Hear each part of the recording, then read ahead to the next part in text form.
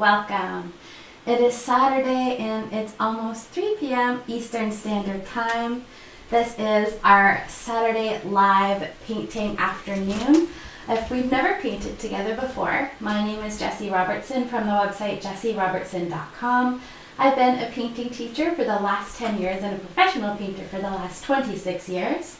Typically I go live over on our main Facebook page, Jessie Robertson, and keep it colorful. But today we're starting our first live for our YouTube community, so welcome.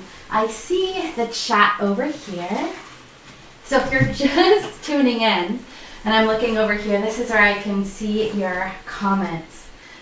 So while we wait for people to join, say a big hello. Let me know where you're tuning in from. If we have never painted together before, I'm painting with you from London, Ontario, which is in Canada.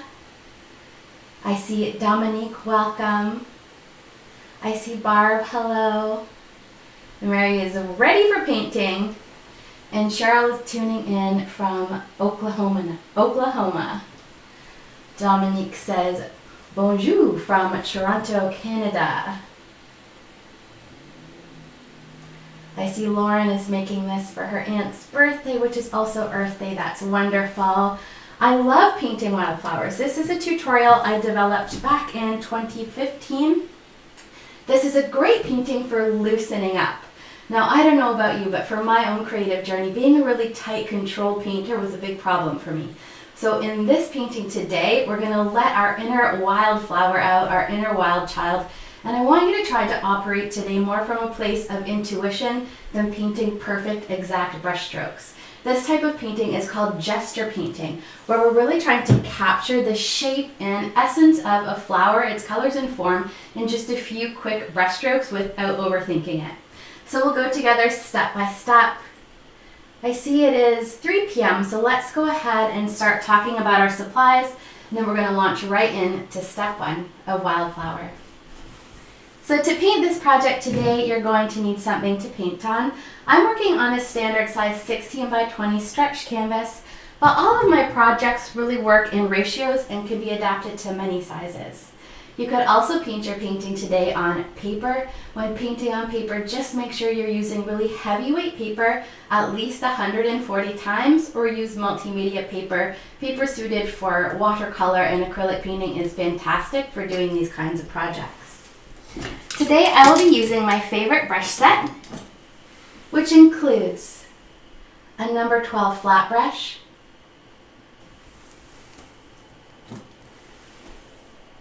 a number 8 filbert. Both flats and filberts are excellent for pulling in our backgrounds. We will be using my favorite brush, the number 6 bright brush. And of course, bright brushes being square shaped are really, really great for when we coming in and getting our grasses on here. And then we'll be using 2 round detail brushes for doing a great deal of our petals, especially these Shasta Daisies, or if you want to do any Coneflowers, purple echinacea, we'll need round brushes. So we can also use these round brushes. The big one is a number 6 round, and the smaller one there is a tiny little number 1 round brush. Whenever we're working with acrylic paints, we want to make sure to have a nice big old jar of water handy. This is not just for cleaning our brushes. Many times we need to add water to our paint for specific techniques when we need our paint to be less viscous and more runny. I also want you to have some paper towel or old rags lying around for when we need to have a dry brush, and these also really help in the cleaning process. I'm working on an easel today, but this project also works really fantastic just flat on your desk. Now let's go ahead and talk colors. So I will essentially be using a full spectrum of color, a full color wheel, including red, and I'm just using a regular bright red. It's a cadmium red, but you can go ahead and use your naphtha red, your crimson red. Again, this is a very loosey-goosey painting, so any nice bright red that you love. I've mostly used the red to create these Oriental Poppy shapes here, and some of these little wild pink flowers as well. So a nice bright red. I'm using a medium cadmium orange, medium cadmium yellow, a nice dark permanent green, phthalo blue, dioxazine purple, and then several blobs of white for creating the tints of our colors.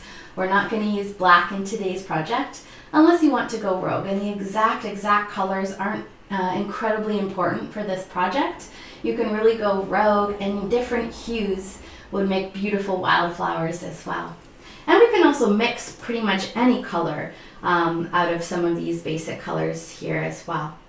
I've poured out my paints today on a piece of freezer paper, but many things make fantastic acrylic palettes. Anything that has a bit of a shiny or waxy surface. This is freezer paper. It's the stuff you put in between food, and I just happened to get a giant roll of it that I've been using up for like 2 years. It was quite cheap. Old party plates that don't have a pair, or if you want to be environmentally friendly, you can reuse a sheet of glass again and again, or you could rummage through your recycling bin, and if you ever get those spinach containers, any of those plastic lids from your recyclables make fantastic palettes. The last thing I'm going to be using today is my trusty blow dryer. You don't have to have this, but where I live is in Canada and it's the middle of winter. Spring's just around the corner, but we have almost 2 feet of snow here, and coldness and humidity slow the dry time. So this allows me to jump in between layers a little bit faster, so I always use a blow dryer. Okay, that's it for supplies. Let's go ahead and begin step 1. We're going to start by pulling in this background. So you'll have to imagine our project today without any of these flowers on here. So we're going to begin with these subtle shifts of blues and whites to create really hazy clouds off in the distance. Then we'll move slowly down into yellow and green. Then we're actually going to flip her upside down and have fun dripping and pulling down the grasses before we start our flowers. So I'm going to take a quick peek to see if there's any burning questions about supplies. Okay. I think we're good. So let's go ahead and begin. We want to mix a sky blue. So grab for me your number 6 bright brush, and I will always be painting or mixing our colors with our number 6 bright brush. It works great in lieu of a palette knife. If you have a palette knife, you can mix with this as well. But the bristles in the bright brush are so compact, it works just like a palette knife. So let's create ourselves a nice sky blue here today. The phthalo blue is a really densely pigmented color, so we're going to move a tiny little bit of this into a nice sized blob of white. So you want to have enough paint, especially on a 16 by 20 size, to really cover the whole area. And I always err on the side of having a little bit more color than I need than not enough. So I'm going to take my square bright brush, just the tip, into that phthalo blue. And I've grabbed just a little blob. It's kind of mixed in with some of the white on there. But it was just the corner. And now let's mix this in to our large blob of white. Now when we do a sky, we've got to paint it a little bit different than the natural sky because the sky is so bright. We can't match the lightness of the colors in the sky. We want a blue that's dark enough that our clouds will pop, but light enough that it doesn't look too dark. So we still want that bright sky look. I'm going to add a bit more phthalo, and I'm just gently touching the side of my color. And phthalo blue makes the impossibly bubblegum blue colored sky. So I'm going to be working with a little something like this.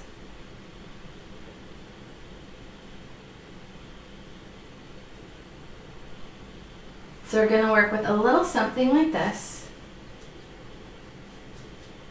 Excellent. Once you have your blue mixed up, go ahead and take your bright brush, and we're going to rinse it off in our watery cup. And then tap your brush off on your napkin to squeeze out any extra color. So just tap, tap. We also don't want water dripping all the way down. Now I want us to mix all of our background colors so they're ready to go. We're going to do a quick transition from our blue to our yellow and then into that green. So let's get our yellow color ready to go. And I didn't use yellow just straight from the tube. Yellow across brands of paint tends to be a little bit more translucent than other colors, so we need to mix it with our titanium white, which is a super opaque color, to get it nice and dense. So let's take a nice blob of our yellow, and move it towards a nice big blob of our titanium white, and mix, mix, mix. Mix, mix, mix. So a nice, still a very bright yellow. I think this color looks like whipped butter. It reminds me of corn on the cob and summer evenings. So we've got this delicious sunny yellow color ready to roll.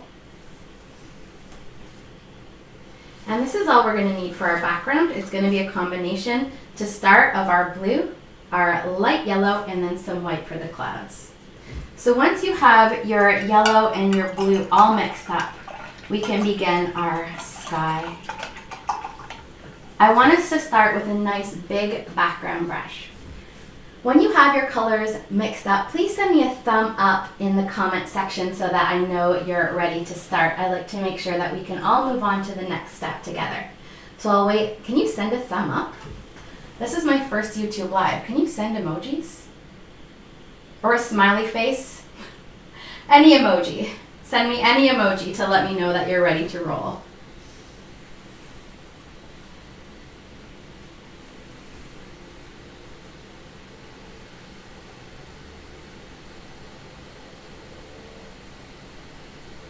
Excellent. I don't know if there's any gardeners out there. Excellent. I see some smiley faces popping up. I can't wait until spring. I have several of these flowers in my garden. I have the Shasta Daisies. I just got Oriental Poppies this year. And then these tall conical flowers, which could be, spring hyacinths or lupins or foxgloves. Okay, I see lots of smiley faces and thumbs, so let's keep on keeping on. Now I like to have, in this orientation, only about a quarter of the painting is sky, but you could have any kind of skyline you want. This is a very customizable painting, so you could have a side sweeping sky on an angle or just flat across like this. We're going to begin by pulling on some areas of white and then shimmying our blue around it and softening them together. So it's going to feel a little bit weird possibly going white on white, but we're going to go with our large 12 flat brush, grab a super duper scoop of your titanium white, and in this upper quarter of our painting, we're going to start pulling on some cloud shapes. And these cloud shapes tend to flatten out a bit at the bottom, puff out a bit at the top, and I'm using a generous amount of paint. So hopefully you can see that I've got a generous amount of white paint on there. So let's shimmy in some of these cloud shapes in some white. It doesn't have to be precise.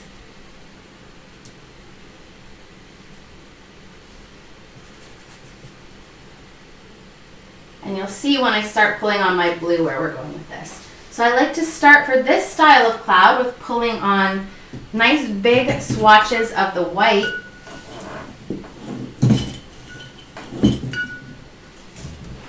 I'm going to tap my brush off to get off excess white, and then I'm going to go into that light sky blue color that we mixed. And I'm going to start shimmying it quickly around my shapes, and then we're going to soften the edges in. Then we're going to soften the edges in. Should move my poor money tree for this. She doesn't appreciate the paint on her leaves.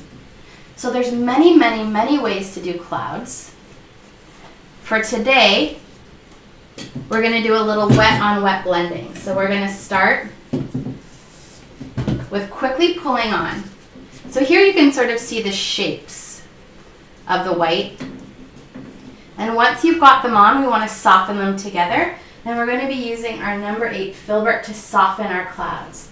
So once we have them on, I'm going to snuggle in here for a moment. We're going to take our clean filbert brush and we're going to quickly just shimmy around the edge of our clouds, softening them in.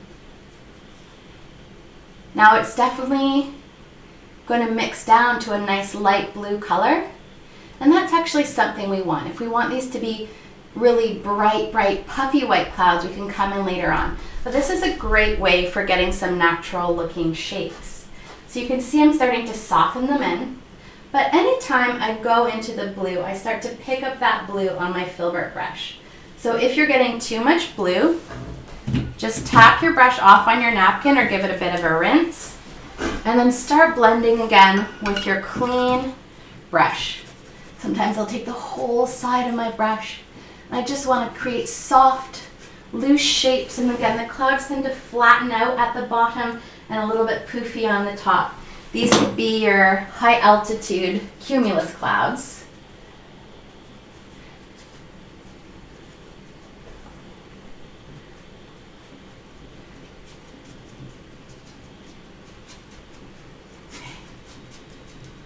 As you're filling in your clouds here, and before all of the blue at the bottom starts to dry, I want you to rinse off your filbert brush and go into a little bit of titanium white. And I want you to start to fade the blue down so it blends into some white. So I want this to not be a harsh line of blue. So I'll be putting a nice gliding strip of white just right underneath and softening it up into the blue. So this is going to fade down to a really baby blue here.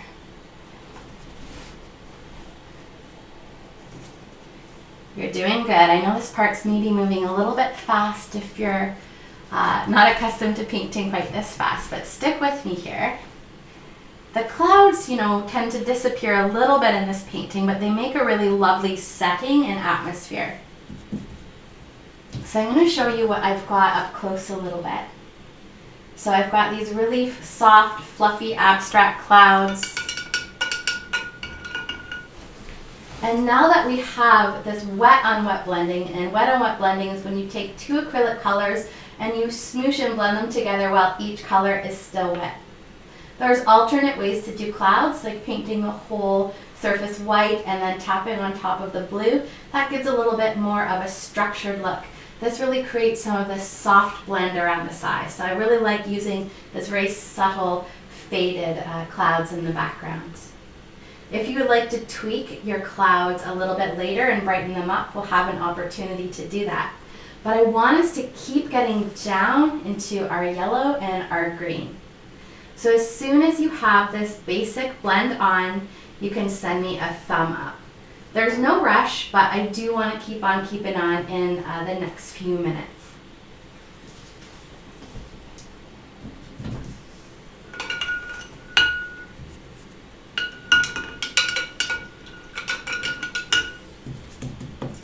I find the clouds is something I never want to stop messing with. So you can continue to pull some of these white streaks on. And of course, clouds are shapes that are kind of coming apart. They're breaking apart from each other.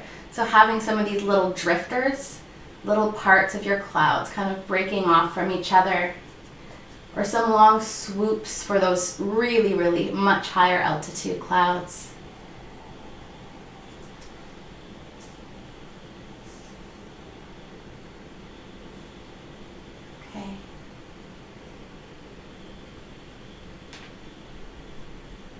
Excellent.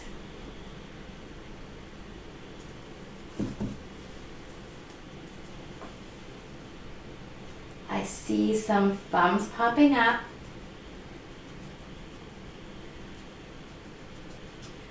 So again, just softening around those edges. And make sure that you fade it down to this nice light blue color. And we can come back up here, but let's keep on going while the bottom is still even just a little bit wet. So continuing on with that filbert, get your brush a little bit wet. That way, if your paint has started to dry a little bit on your canvas, you can rehydrate it just by having a nice damp brush. So I've got quite a bit of water on, and you can see it's going to start to drop soon. So nice juicy brush. And let's go back into our white here. And I'm going to start just below again, just to rehydrate this white color so I can start pulling the yellow up into it. I'm going to take a little bit of my yellow, and I'm going to start below. And I'm going to soften this yellow really loosely up into the white, And of course we've got that little bit of white there because if we blended this very bright yellow into that very bright blue, we would get a color that doesn't look incredibly natural in a sky at the horizon, which is bright green. So if you're turning bright green, just stop, rinse your brush, and add a bit more yellow in between. Some soft teals look really lovely on here. And of course, this is the top of our field. So, you could start pulling up some grass shapes here, or little dabs, insinuating that these are like little tops of flowers from far away. And this is where you can get really creative with your horizon line. You can pull some dabs of this color up into the blue.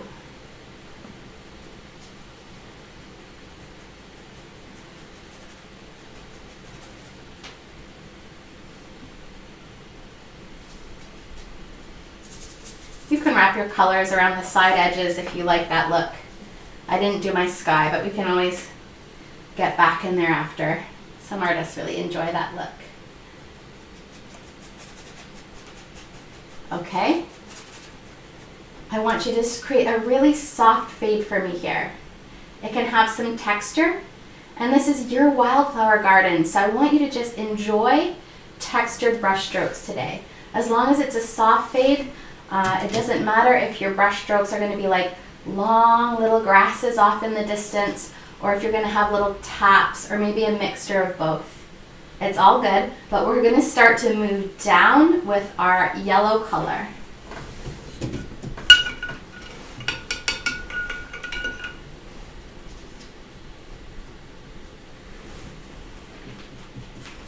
Stacy says, how come you guys aren't on Facebook Live today? This is our first YouTube Live. We had, and it was by special request, I think we had thousands of requests to start doing the YouTube Live. So we decided we'd start a little community here as well.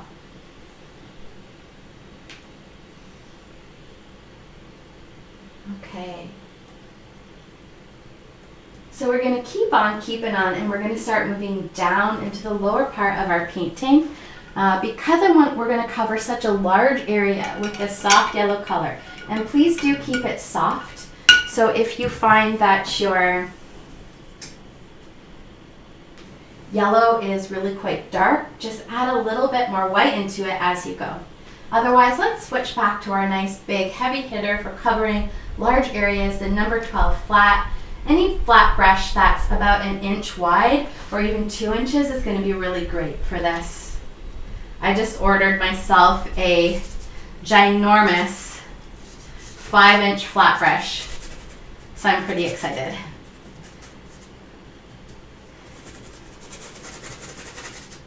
New brush day.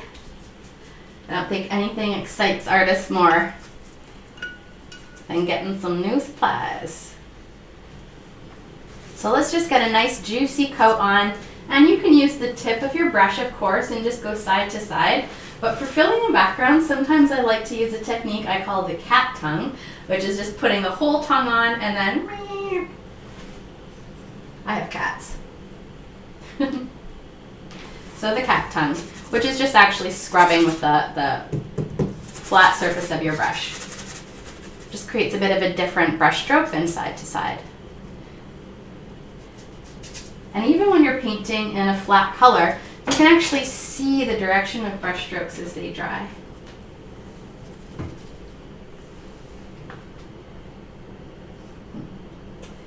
Tammy says, I always watch your tutorials first and then I go back to paint them. I love your tutorials. I think that's really great, and that's a great way to sort of absorb the tutorial and absorb the techniques, and then to again let your intuition and own style take over. So I think that's a fantastic way. Sometimes, if I'm following a class or a tutorial, I'm focused on the steps, and you have to split your focus in between the class and then the painting.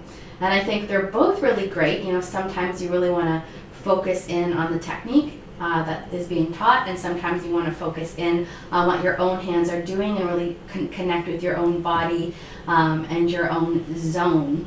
So sometimes it's like absorbing things, other times it is and getting in touch with our own self to really get into the creative flow is what my partner likes to call it. Okay, so we do have to keep on keeping on and getting into our green. So we want to whip on this yellow, and now is the fun part. I want you to turn your painting upside down. We're going to keep on with this big rectangular brush with our number 12 flat. So we're going to go right into our green. And you could use many different greens for this as long as it's a bright color that reminds you of, you know, springtime or deep summer grass. So I'm using a deep permanent green color here. There's lots of lovely greens. Even if all you have is phthalo green, which is a very blue green, you can just tint it with some yellow to make it more of a grassy green.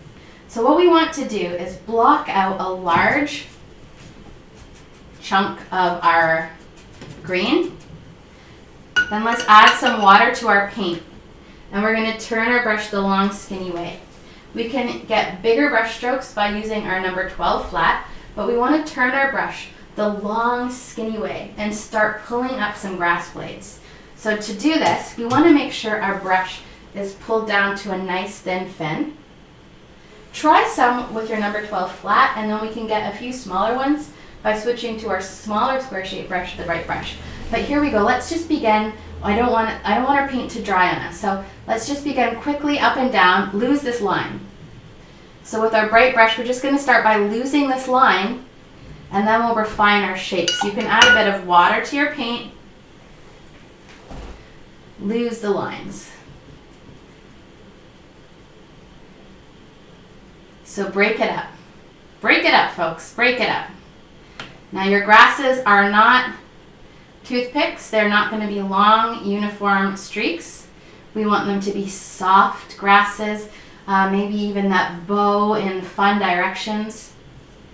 And to get a thinner brush stroke, you know, I don't go totally 90 degrees. I always turn my brush a little bit to the side.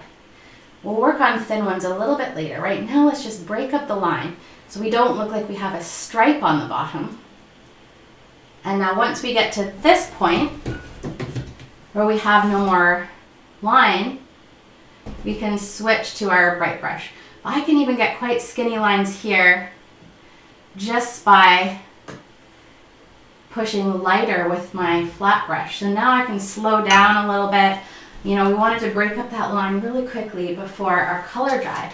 But now we can focus on getting some thinner grasses, pulling some even up, especially at the sides, maybe bowing some in to our composition, pulling some of that yellow up into the sky, keeping those grasses soft, soft.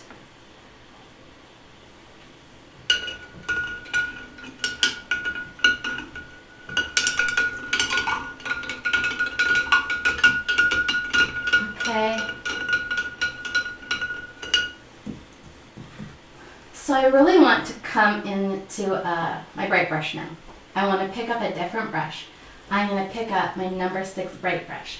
I'm going to turn it again the long skinny way, and I'm really going to pull down some thinner grasses with this smaller square. You can use your plain green, but if your streaks are getting too dark, just add a bit of your light yellow to it. We'll add some really dark ones later. I don't want them to get too dark just yet. So if you find your yellow is super dry, then just compensate by adding a little bit of this lighter yellow to our color. And here we go. Again, to get a skinnier line, always angle your brush because there's a little flat edge there. Now, skinny lines are not the only kind of grasses out there by any means, but because they are the harder technique to master than the bigger lines, I think it's good to aim for the skinnier lines.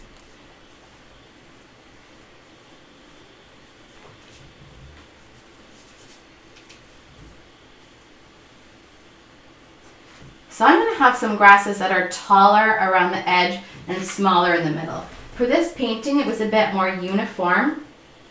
And I've also done it where I had really tall grasses and started to get short on an angle. So you can really just have fun and let your painting kind of guide you today. Put some marks down and let it be its own thing. If it wants to be curved, curve it. Pay attention to the marks, and if you're seeing stuff that looks awesome, don't try to force it to be something else. Just kind of let it take its own shape. I can be as hippie as I want today because this is a wildflower painting, of course. Free spirits.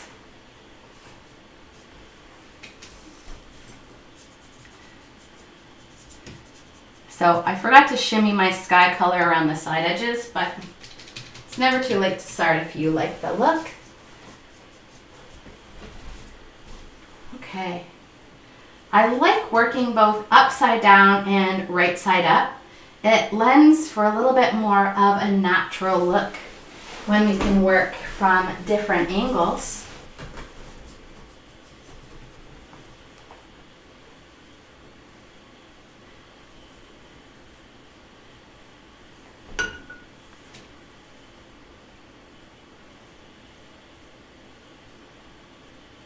And don't forget, you can overlap some in different ways. It doesn't all have to be totally straight up and down.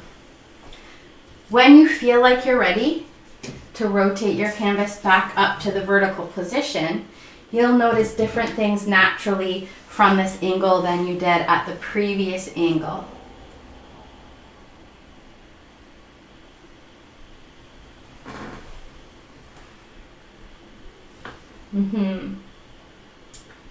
Ascended Spirit said, it's your world, make it any way you want. Yes, I agree. Tammy said, can you show a close-up of how you are holding your brush? Okay. So to get the thinnest lines possible with my bright brush, there's a few things I like to do. I always start by pulling my brush down to a thin fin. So having an excellent tool is a great place to start. So you can see the really small edge on this brush. So I have a really excellent brush. This is Princeton brushes that I've used in group classes for about 7 years, and they really hold up. So I love these brushes. They retain their tips. Secondly, when I go into my paint, I wipe into my paint, and this helps retain that small tip. So I'm going to wipe into some of my green here.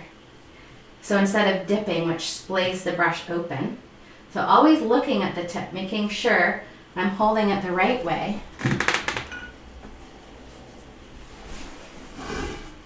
And then when I go to pull on my line, I don't go totally 90 degrees. I put my brush on a bit of an angle, and then I pull. So I'm not flat, I'm on the side. And I'm also pushing quite lightly here. There's also a little bit of water in the paint, so all paints have different characteristics. Some of them just come soft body and are naturally a lot more fluid. Some of them are heavy body. Now I'm using a mixture of soft body and heavy body paints today. So the white I'm using is like a Winsor Newton heavy body titanium white. So when I use my white, I naturally add quite a bit more water to it, especially when I really want it to flow long distances. So again, not totally 90. I'm really holding it on that edge. And if you find that there's one way you make skinny lines better, again, maybe you find that you're just easier going like this. So, I'll often just turn my painting upside down if I find I'm getting more better skinny lines that way. Now I often like to add a few darker grasses to the bottom. So now I'm going to keep it a bit lighter up here.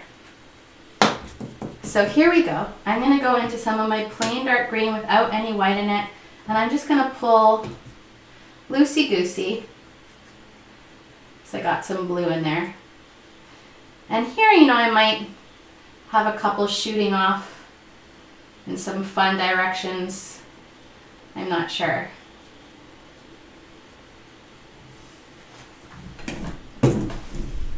but I'm going to go for a couple darker ones here.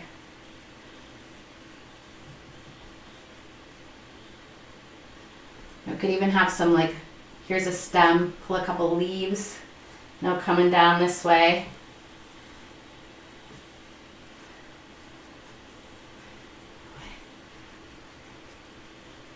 So my hubby and I dug up our front lawn. We have all concrete in our backyard, and we desperately wanted a garden. So we dug up our whole front lawn, and we planted a vegetable and pollinator garden in there.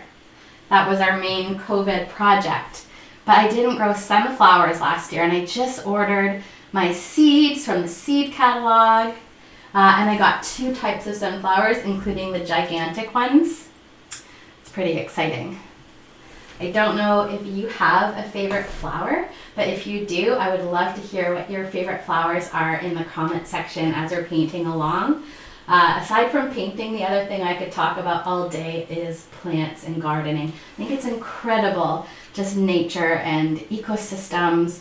I'm currently growing basil and lettuce on my windowsill. So this tiny little seed opens and this little shoot comes out, and then I can eat it, and that is amazing. That's amazing. I think my favorite flower is the Delphiniums, Foxgloves, and Lupins. Foxgloves are those bell-shaped flowers, and they have spots on them, so they're kind of like the cheetah of the flower world.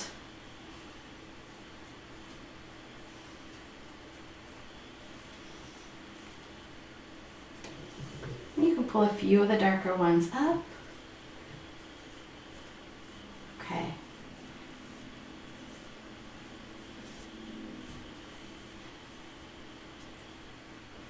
Excellent.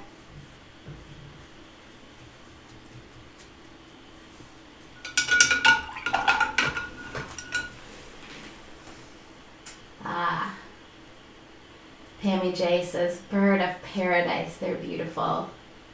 Bleeding heart, that is my grandma's favorite flower. Peonies. Ooh, sweet peas, those are my mom's favorite. Peonies are bold, like they're heavy, but they're delicate. They're another really beautiful one, aren't they? Someone else growing microgreens in their windowsill. Patty says, I've never met a flower I didn't like, but my favorite is lupin and foxglove.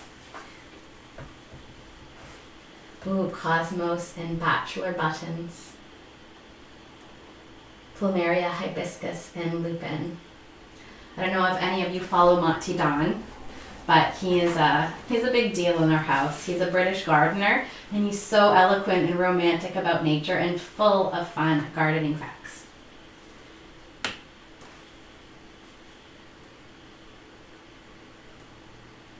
Okay, so once we have our paintings to this part, we do want our backgrounds to dry so that we can layer them with our wildflowers. Now I'm going to hit mine with my blow dryer, but I do want to say, depending on how far up you've brought your grasses, you can tweak some of your clouds. You can't tweak the ones that you've brought grasses over, but typically we just want to tweak the ones that are a little bit higher up anyway. If you're going to tweak any of your clouds, do it very slowly. So now our sky should be quite dry unless you were very heavy with your paint and went palette knife style on me. So this should be quite dry up here. So what I like to do is use a brush like my number 6, and you don't have to tweak your clouds. I actually like mine the way they are, and I wouldn't touch them. If this was just a painting for me, I wouldn't alter them because they're nice and white but soft. But I did want to demonstrate for anyone who maybe got their clouds incredibly light blue and they wanted to tweak them. So use a soft tip brush like your number 6 brown brush. Go into a little bit of water and just a little bit of white, and we're going to make it really, really juicy, like really runny. So runny that it would drip down the page. I want that yellow in there.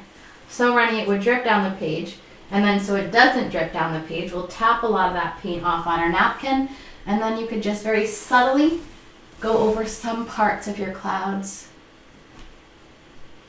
especially maybe around the tops or in the middle if you're looking up at them.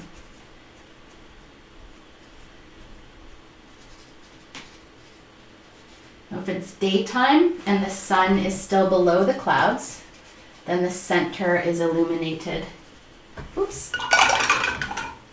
If it's daytime and the sun is above the clouds, then the outsides are a little bit more illuminated. We'll get into clouds a little bit more. I've been working on our cloud challenge for quite a while. It's a little bit late, but I want to make sure I cover everything I want to cover. So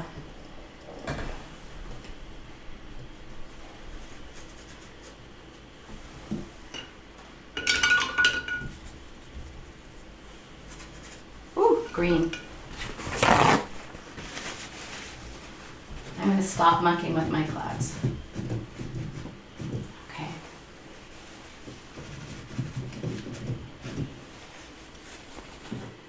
I'm going to hit my painting with my blow dryer at this point in time. It's going to be loud for a few minutes. I want you to dry your own painting and then meet me back here, and it will be time to put on our wildflowers.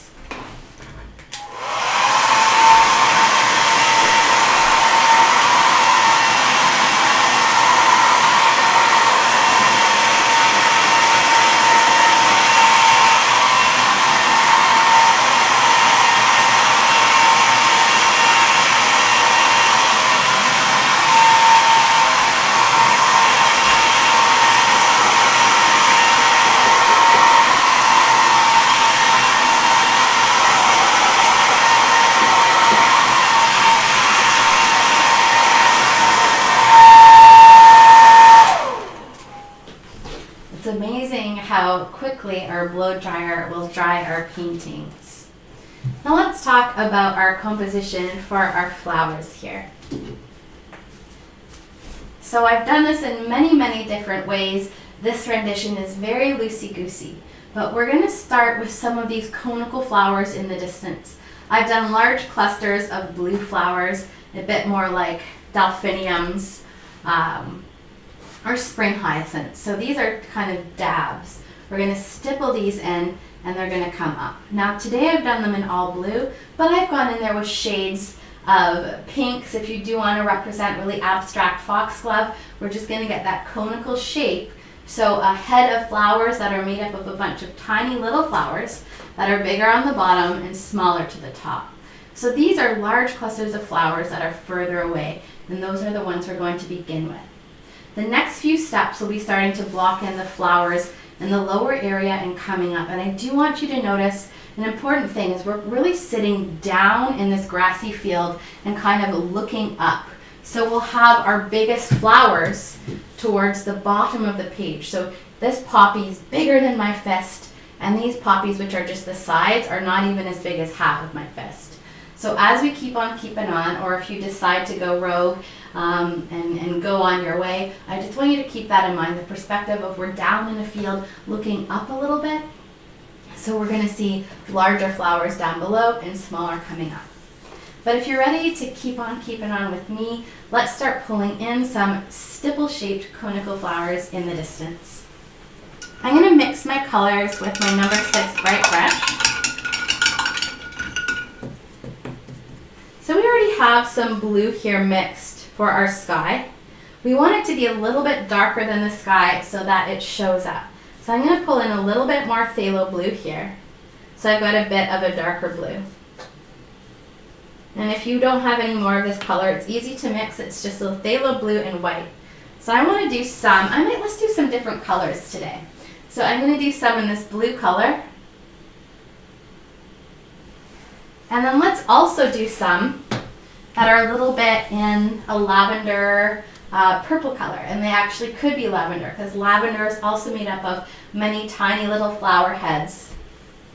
So let's take some of this light blue, make it even lighter. So to make a lavender color, we'll start with a very soft baby blue. And we'll tint it a little bit with our purple so we get that lovely periwinkle color.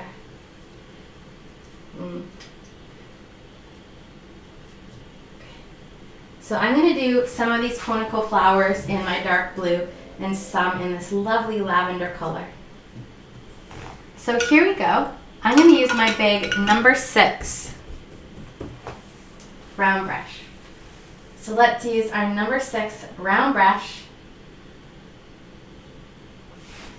Here we go. I'm going to snuggle in so you can see this shape up close. I'm going to start with a nice dark blue one. So I've made a blue color that's just a bit darker than that sky color. And let's do some that are a little bit further away. So I like to just add some, I'm using the side of my brush here. I'm just going to tap, tap, and allow this flower to get smaller towards the top. I'm going to do a couple that are a bit farther away. And don't worry about lining up with grass stems. You know, this isn't really that kind of painting. This is more about an all-over pattern. If you really must have each flower line up to a stem, we can always do that at the end. So let's get some of these really small conical flowers. Just tap, tap, tap, and it can be loose. You can see some spaces in between, tapping up and over. We could always add a few bigger ones as we get a little bit down into the canvas. I've got this composition today where I'm sweeping in towards that center a little bit more.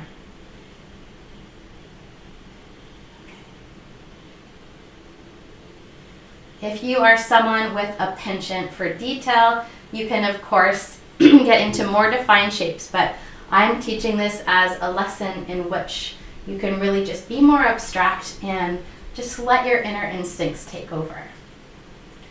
Once we've got a few blues in there, I want us to tap into this with a little bit of white, just so we get a variety of tints of value in here. So now I'm going to go over some of my wet blue, and I'm going to tap in some white.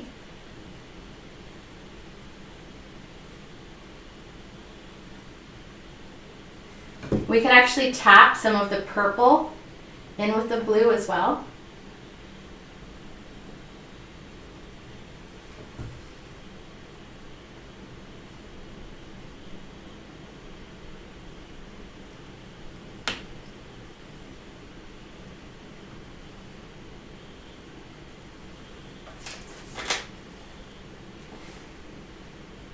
So you could do a bit of blue and a bit of purple in the same flower.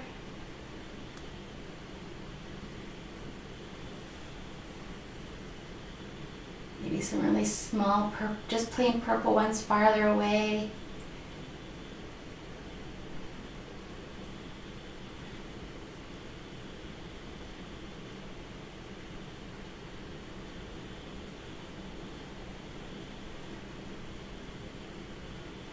Oh, I love this purple color, don't you? Eventually we're going to have a whole spectrum of colors in. Well, let's pull a few of this type of flower in there. Pull on the base color, add 2 tones if you like, and then of course we're going to tap some white in there. Now if you feel more comfortable with your smaller round brush, you can go ahead and use your little number 1 round, and that just gives you a bit of a different texture. Some people prefer the smaller stippling of their number 1 round brush. Just keep it loose for me.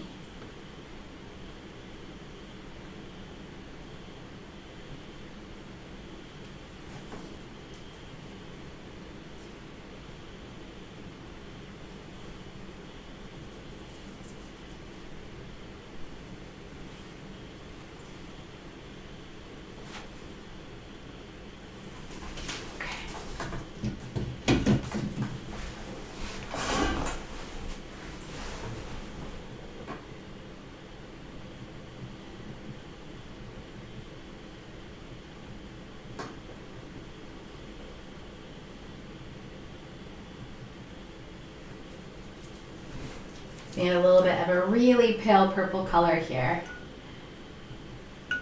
Just tapping into some of these.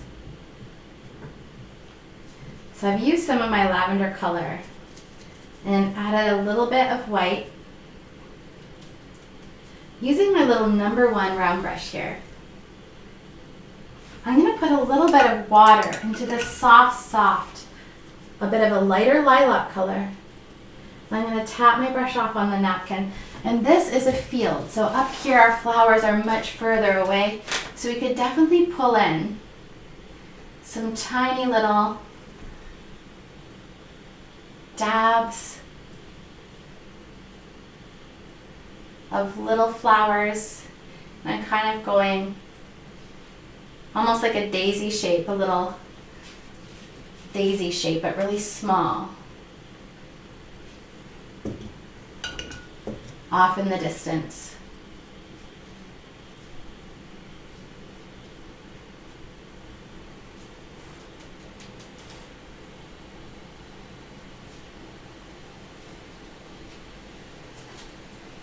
Okay, so this is that lilac color with just a little bit of white in it and some water. And I don't want too much paint. These are off in the distance, so anything far away gets a little softer and a bit more muted. So I might pull just a few of these little loosey-goosey flowers.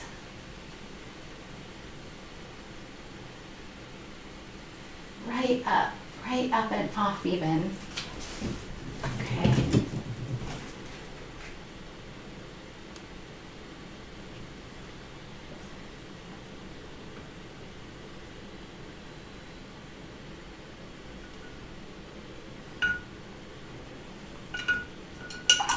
Let's do the same thing with some of our white. So I'm going to rinse my little #1 round brush, and I'm going to use a little bit of watery white. I'm just going to pull in a few little soft flower shapes that are a little bit farther away in this kind of upper section of the painting.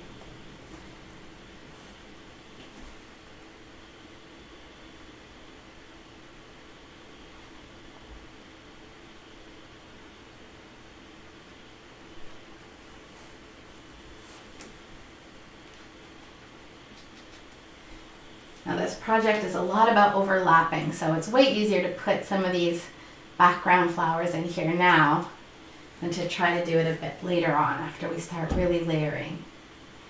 Okay.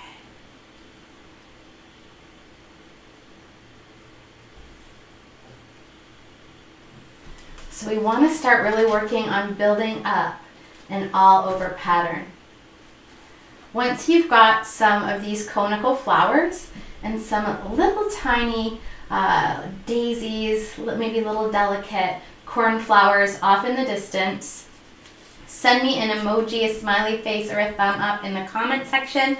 And we're going to get on to pulling some of our large and medium-sized flowers into the bottom section of our painting. So I know we just went through quite a few steps all at once, so I'll wait until we're all ready to keep on keeping on together.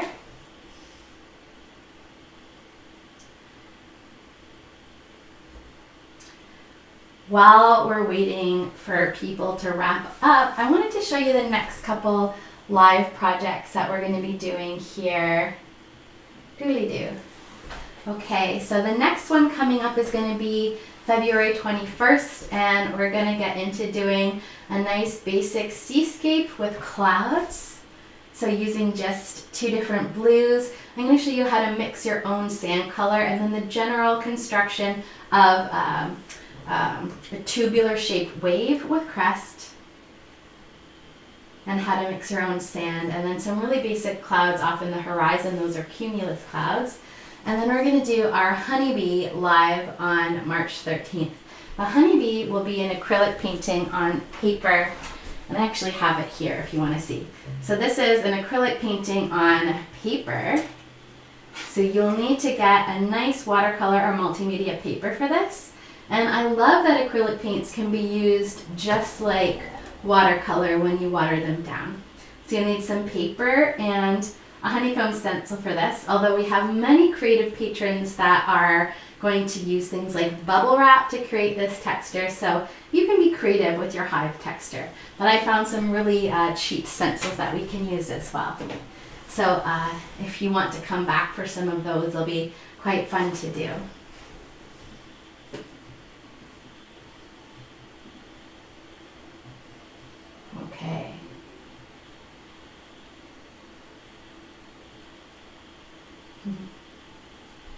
Excellent.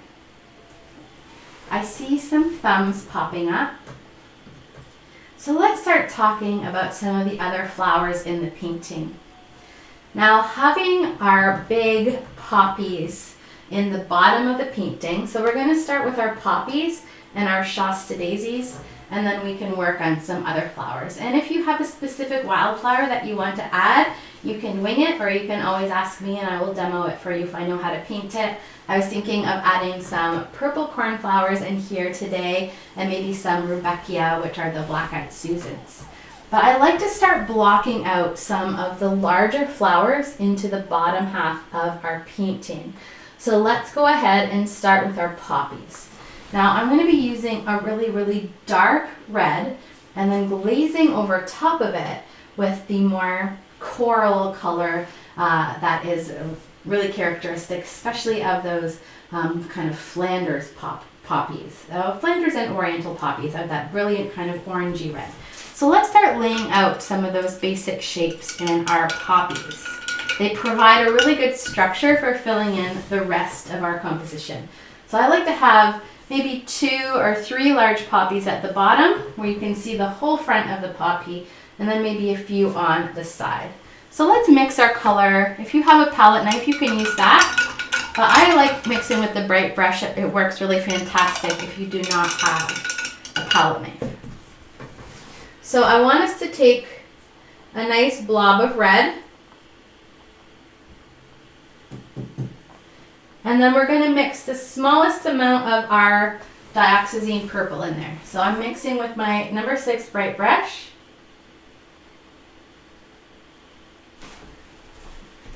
So I'm using the purple to create a little bit of a darker base red color here. You can also tint your red with your green. That will also you can darken a color with its complementary. So you can either darken your red with some green or some purple, and you'll notice they'll do a very similar thing. Both green and purple have blue in them.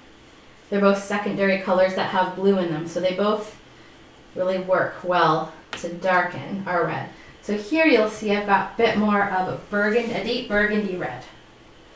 A bit more of a deep burgundy red.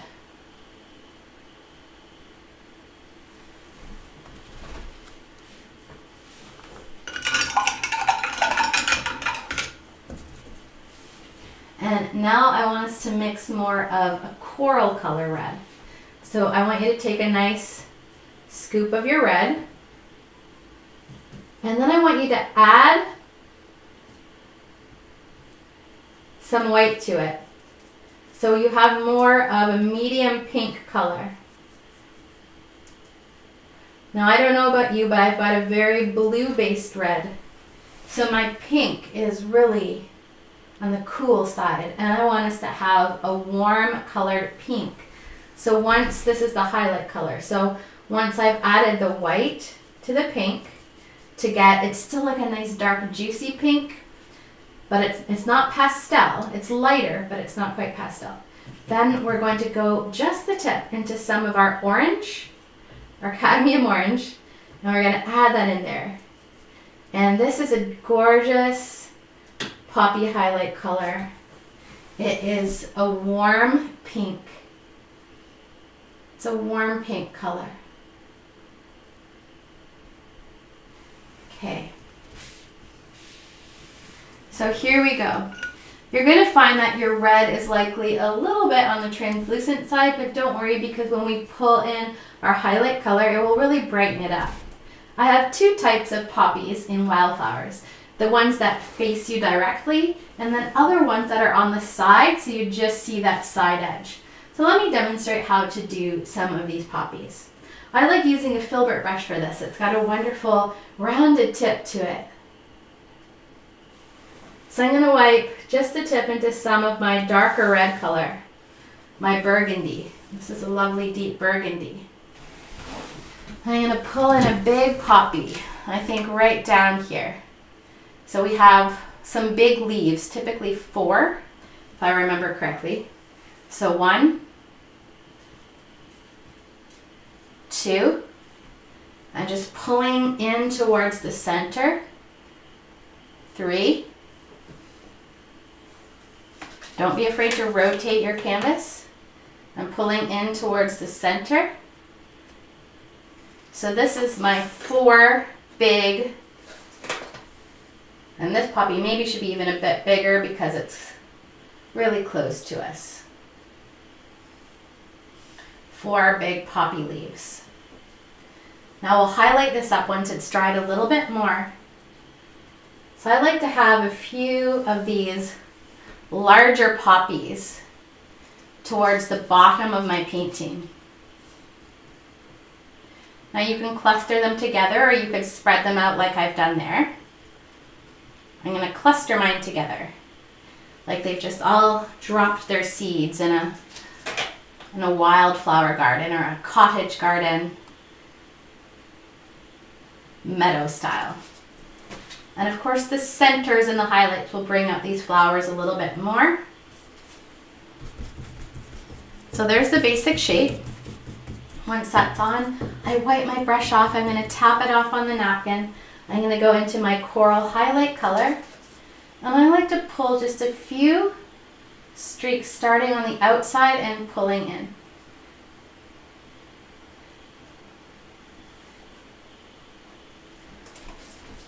So just a few streaks starting at the edge of the poppy's petal and pulling in and down.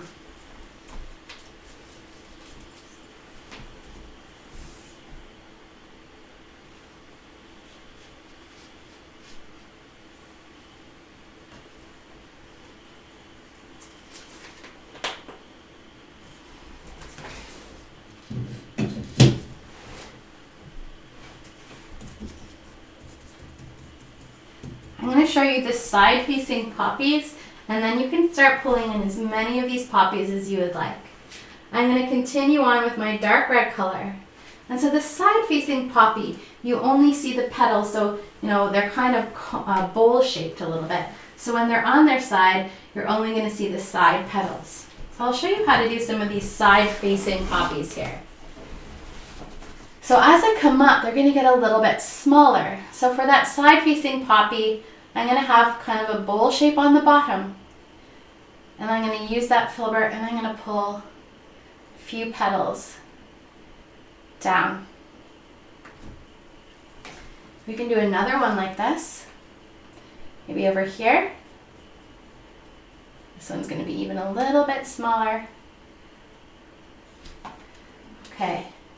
So if I wanted a full side-facing poppy, and I could only, here's the actual bottom of the flower, then I'm just going to highlight down all the sides of those petals. But what if the center of this flower,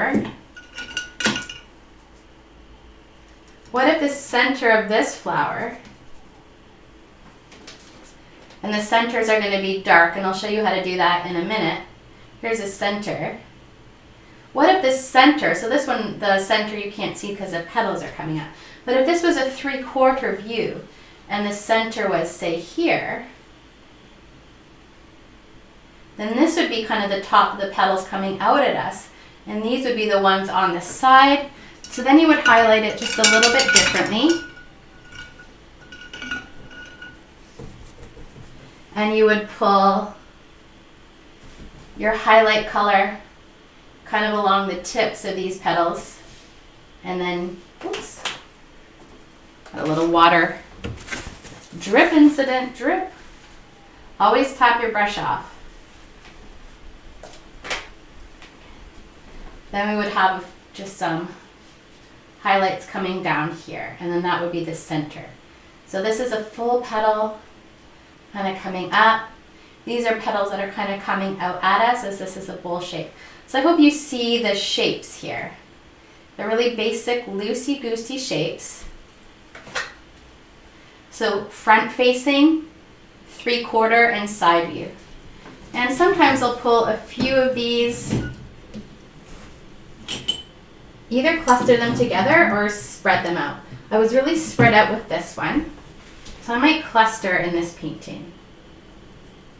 I've got some very large ones.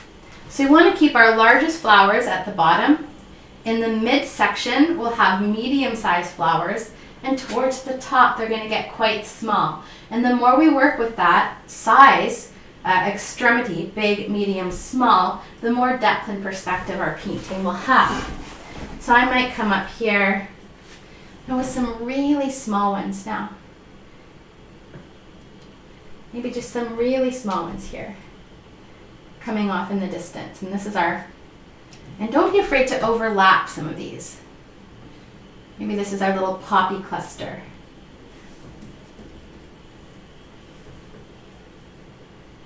And then maybe I have just one more random poppy over here just to balance it out. I'm going to go for that 3/4 shape, which still starts with the bowl on the bottom.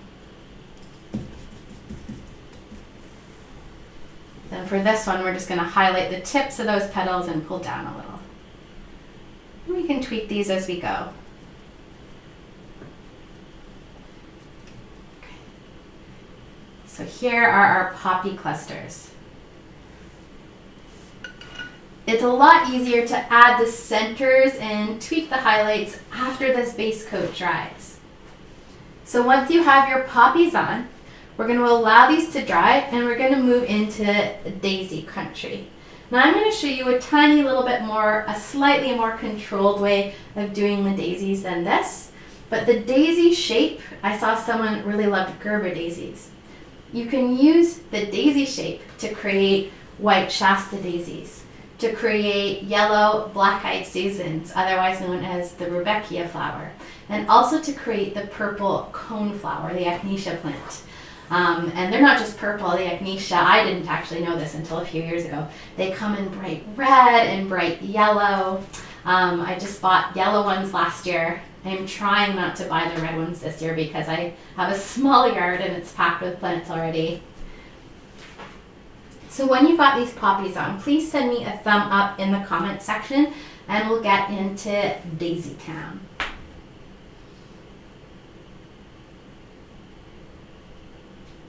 So while I'm waiting to see some thumbs come along,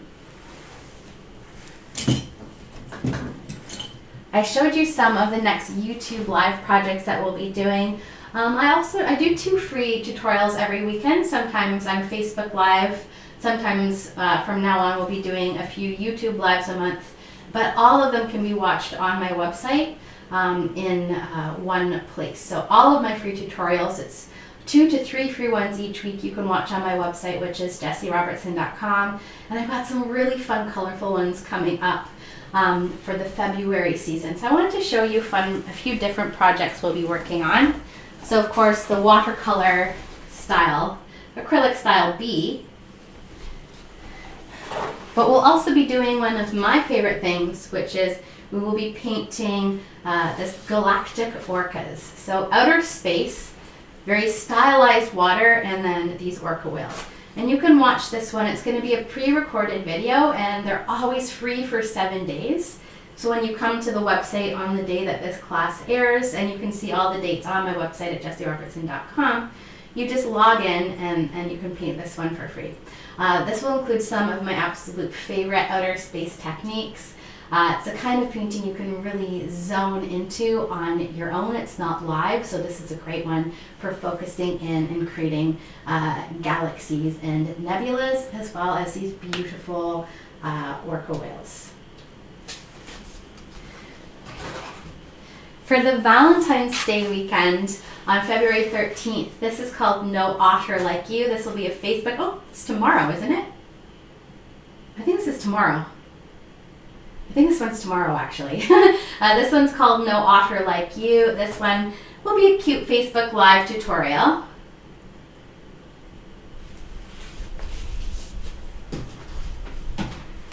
This one is actually available on my website today at jessierobertson.com. This is a winter cabin painting. This project is all about color and really using contrasting warm and cool colors to create a really fantasy winter scene. I'll just show you one more of the upcoming ones before we keep on. So by popular request, we are also going to be painting a peacock. And now peacocks are a bird that I'm not as familiar with painting. When I first decided to do the peacock, I thought we'd be focusing on that glorious tail of theirs. But as I started to look at their faces, I really did fall in love with the soulful eyes and those fantastic little head feathers that they have. They're a truly unique bird with a wonderful color scheme. So we're going to be painting this peacock coming up as well. Okay, so of course there's many more projects on the website, but you can check that out in your own time. I do see many thumbs coming in. And Sherry said in the comments, I'm painting this for my mom. She died almost 3 years ago. Before she died, she had a dream that she was running between fields of wildflowers with my sister. That is a really beautiful story. Thank you for sharing that. I think dreams are really powerful, and I think honoring the people that we're really close to that have passed through art, through talking to them, through bringing their memory here is really beautiful.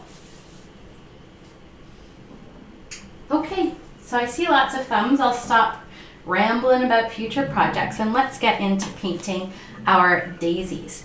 Now you want a little bit of pure white. I just ordered a huge bottle of the Winsor Newton. This is 16, almost 17 fluid ounces, and I like the Winsor Newton white. It's very opaque. I use a lot of the golden and the Liquitex too, but this one's really great. So I'm going to use this to show the white daisies. There's two brushes that I like to use to create the side-facing daisy shapes. The round brush and the bright brush. So square shape brush and a long pointy brush. So rinse, rinse, rinse, rinse, rinse, rinse, rinse, rinse, rinse. Tap them on your napkin to make sure they're nice and clean. So either these long pointy round shape brushes or your square shape brush. So doing these side-facing daisies, I'll show you first with the round brush. I'm going to get all my red out of there.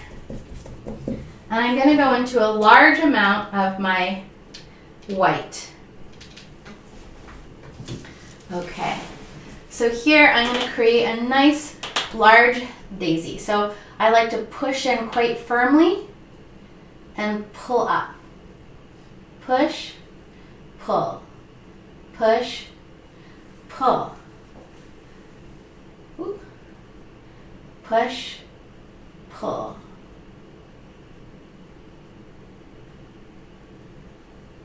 Of course, the top of the daisy is up here.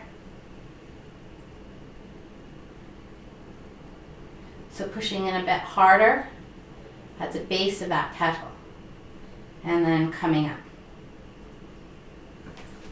And when we put the yellow golden center on, it's going to sit right at the top of that daisy there. So this one's really facing down.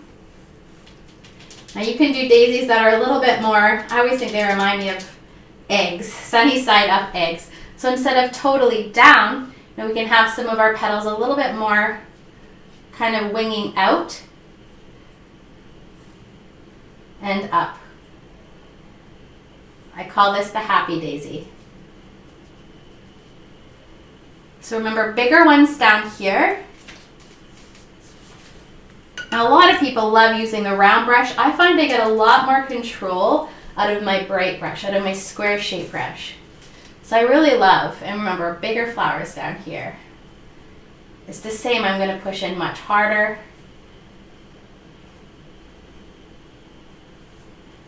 Before coming up with my daisy shape. You want some big ones down there. Then we want to get some really little ones as we come up.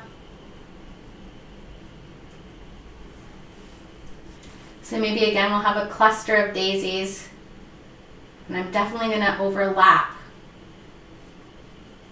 Getting quite a bit smaller as we come up. So there's a cluster of those. I'm going to have a cluster of these. Now this would be the same shape that you would use for your purple coneflowers or for your black-eyed Susans.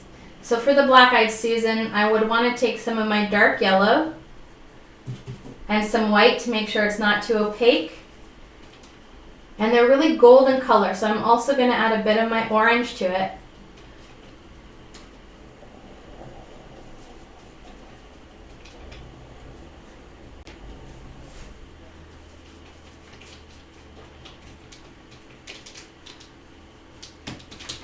So, you know, here we could have some Black-Eyed Susans.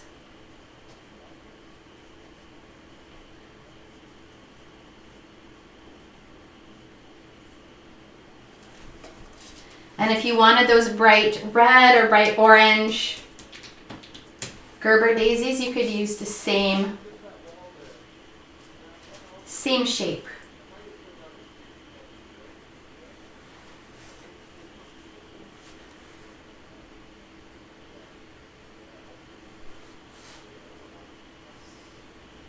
You can also have these kinds of flowers face us, so you'd see all the petals.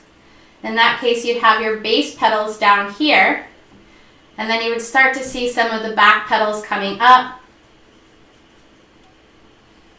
You're going to make these petals a little bit shorter, these petals a little bit longer, and then the center of the flower is going to be here.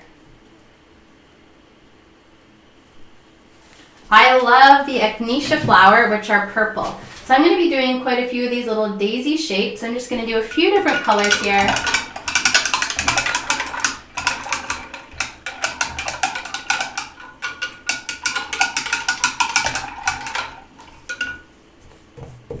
So I'm going to create a nice purple echinacea color.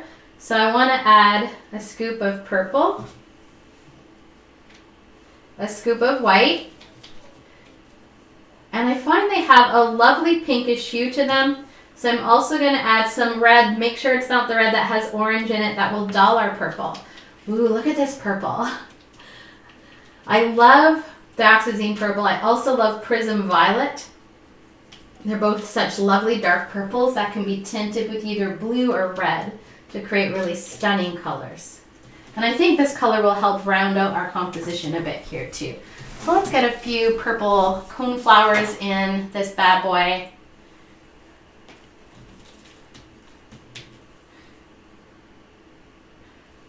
I'm going to overlap.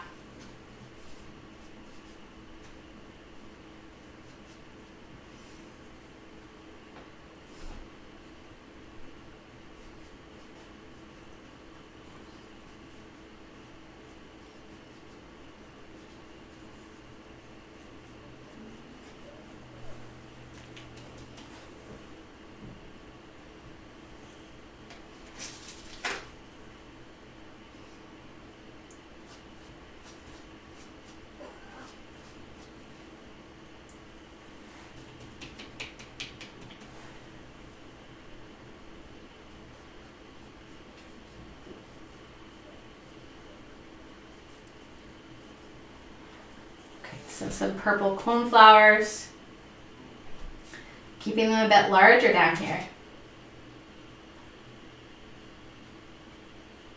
Now these will come alive when we add the tops to them.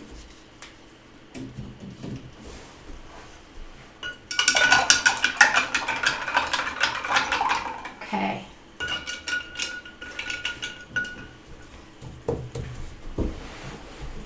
There are a few other flower types I wanted to show you today, including these little pansies, which are just really fun to do. And the pansies are a really lovely blue and white color on the outside, or purple. So just the 3 petals. I have blue on the outside, dark purple on the inside, and a little white center. Or you could do them in purple. So whatever you think will really round out your color composition. So I'm going to come in. I'm going to do a little bit of a darker blue. So a little cluster of pansies. I like to do 1, 2, 3. And I'm just using my filbert brush here. 1, 2, 3. 1, 2, 3. 1, 2, 3. 1, 2, 3.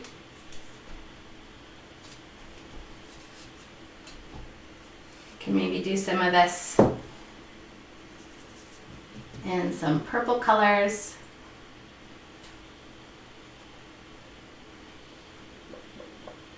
Getting a little bit smaller towards the top.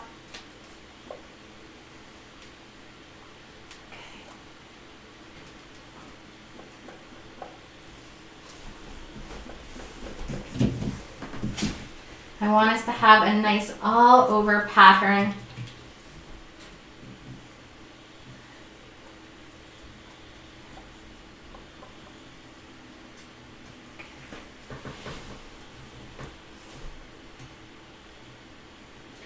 Now you can fill in your entire space with these basic flower types. The poppy, front facing and side facing, the daisy type, and the pansy type. We also have some conical types up there. There's one more flower that I didn't really put on this painting, but I wanted to show you. And if any of you really love cornflowers or chicory, they're both these beautiful blue kind of periwinkle colored flowers. And I wanted to show you that flower type. So these are flowers very much like daisies, but they tend to have many more petals. So I'm going to use some of this lavender blue color. Now you can do these in any colors. You could do these little pink flowers. You could do little yellow flowers. Mind you, sometimes the yellow will need 2 coats to really beef it up. But here we go. I'm going to take some of this color with my little number 1 brush because I think it's important to have some tiny ones up at the top. Okay, so here we go. The last flower type I want to show you is a multi-petal flower, in which case I'll just start, here's a little one, pulling in kind of a cross type shape, and I just continually add petals to it. So these are cute little kind of front facing flowers.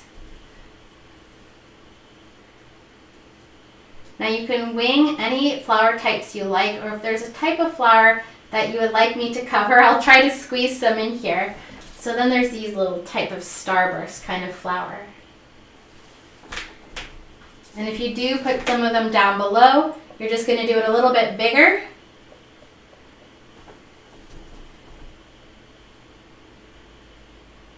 And don't be afraid to overlap things. You know, gardens have depth to them. This painting again is about a pattern more than the and shape and color, as opposed to super detail. So, you know, I overlap some of these flowers here. I kind of want to make sure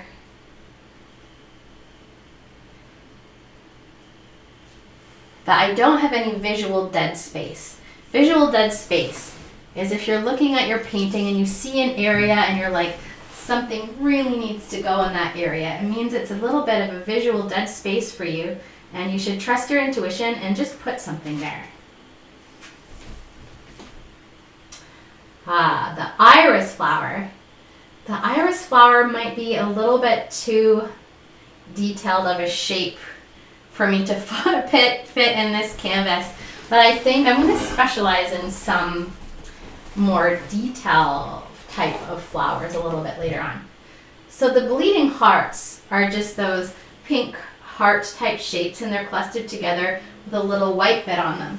So you could take a pink paint, so red and white, and you can just cluster together some little shapes to get a really abstract looking bleeding heart type shape.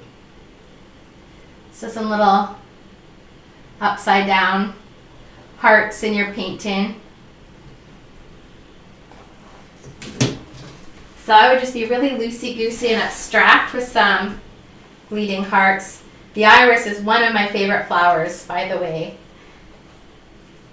And I feel like the iris really thrives with a fully detailed tutorial. So for my bleeding hearts, I would just cluster some of those little upside down heart shapes together.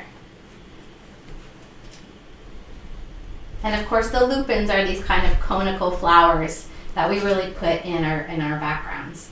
And I would have, if this was a field of lupins, I would have done a similar thing with those brighter colors, the reds, the yellows.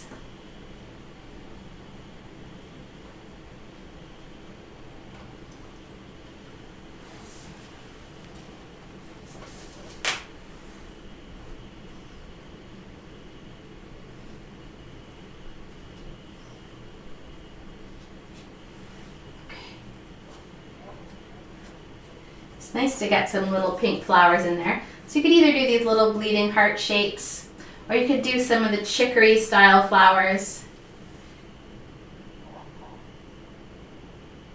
Little pink petals towards the top of our painting.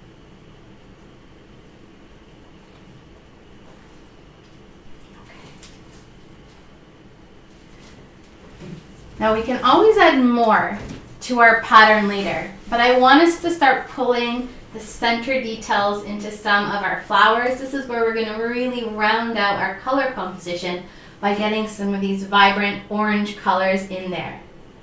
So we want to be putting the blackish purple centers into our poppies and into our pansies, because they also require some white in the middle of them to create that seedy detail.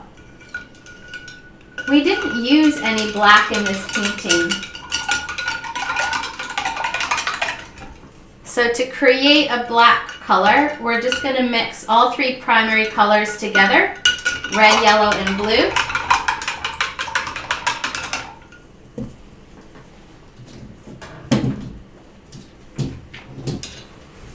So let's mix a really dark color.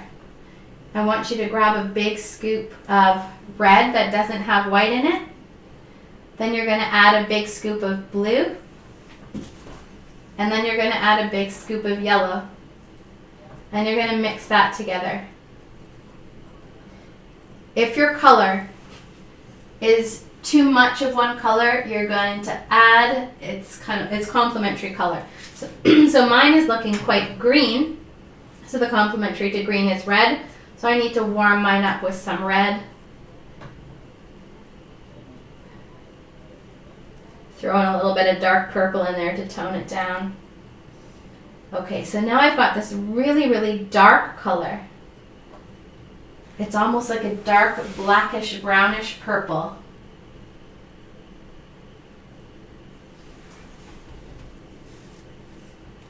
Okay. There we go.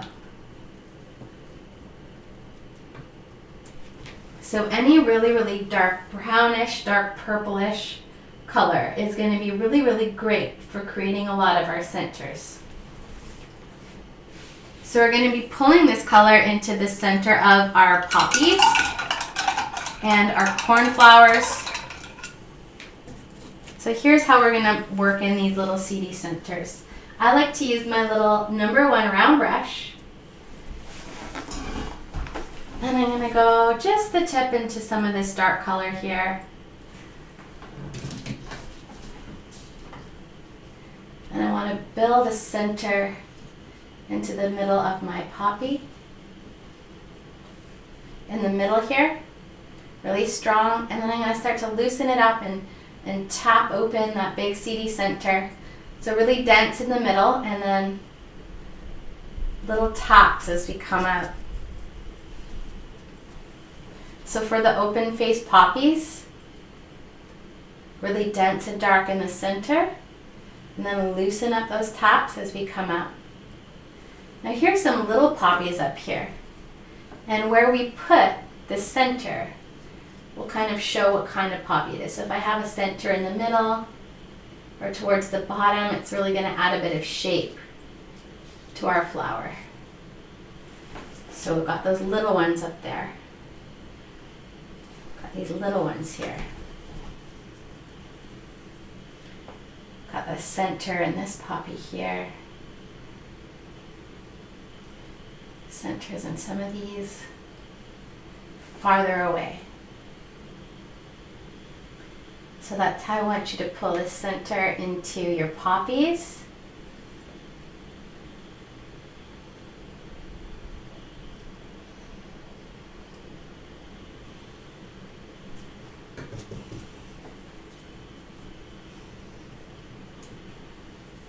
I want us to pull the dark center into our Black-Eyed Susans and into our Cornflowers. And then of course into our Shasta Daisies, the white ones, we'll be using yellowish orange. So for these daisies, I like to pull dark center, dark center. And this flower that's in the middle here got its dark center.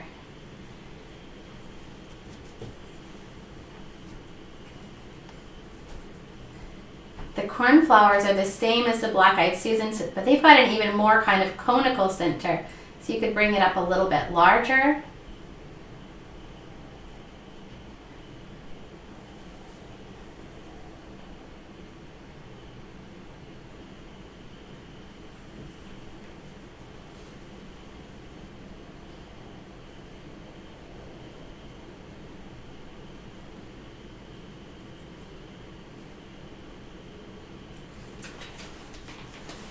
So the dark center is very similar at this point in our purple coneflowers and the Black-Eyed Susans. And just right in the center of our poppies. The last flower that has this dark center is going to be our tiny little pansies. The center of the pansy is just going to match the triform petals. So it's going to be just a smaller version of that 3-petal shape in the center. And then once this is dry, we can put some white in the middle. But here's those pansies up close.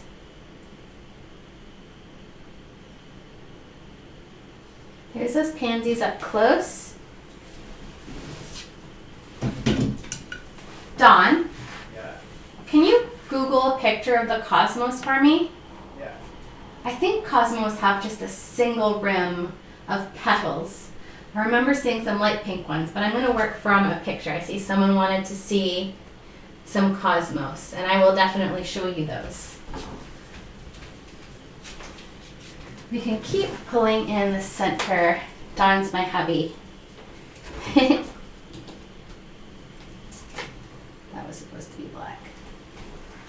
Looks like Oh it's yeah, pink, the there's yellow. 4 petals. Oh, they're so lovely. Yeah, that's the one I remembered. Okay, so cosmos. Ooh.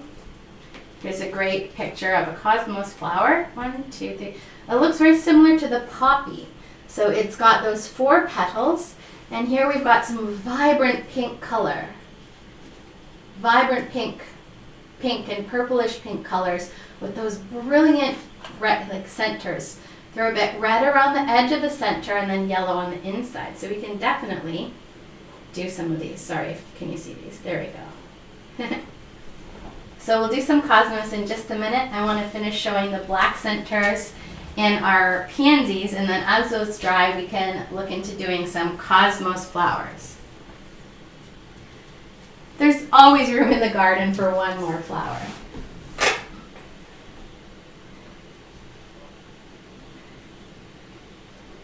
Accidentally got yellow in the center of this one, which is looking kind of funky.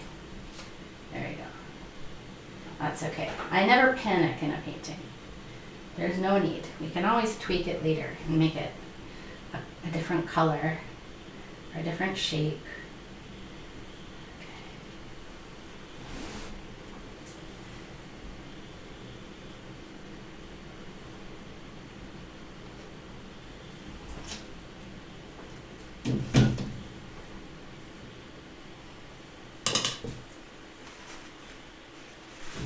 Or wipe off paint that we stuck our arm in and dragged across the canvas.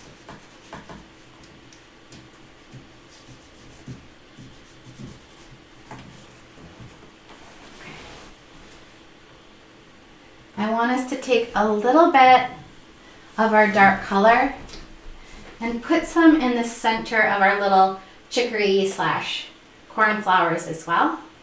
So I'm not going to drag my arm in this little center this time. So I hope you've all got this pansy shape, 3 petals, and then darker on the inside. For our little chicory type flowers, darker dot in the center. And I start to loosen these up as we come out.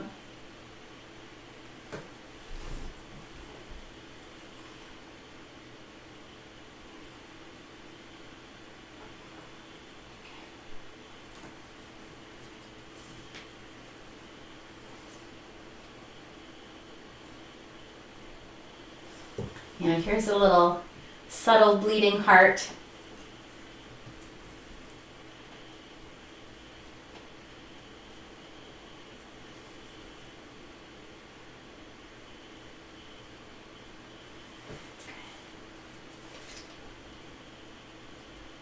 So I hope you're good with these centers.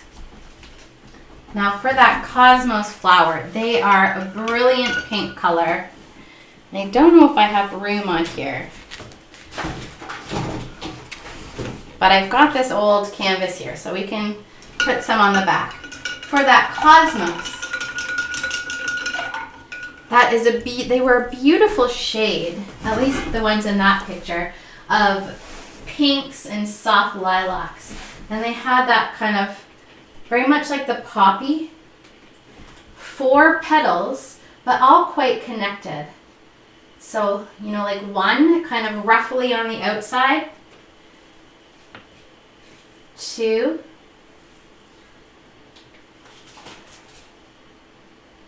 3, 4. So I'm always using the curved edge of this brush and pulling in. So it's quite wavery on the outside. And you could highlight this up with some lighter pink if you wanted. That's a little too much. If you wanted a bit of streaky deakies into the petals. And then when it's time for the center,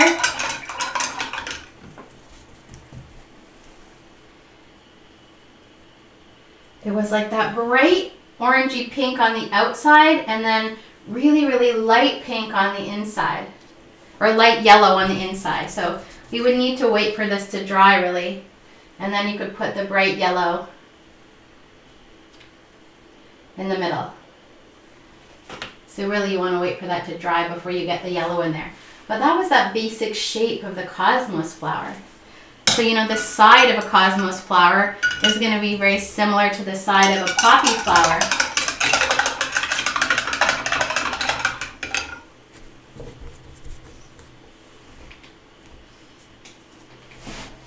It's going to have the bottom and then some loose and fluttery petals kind of coming up.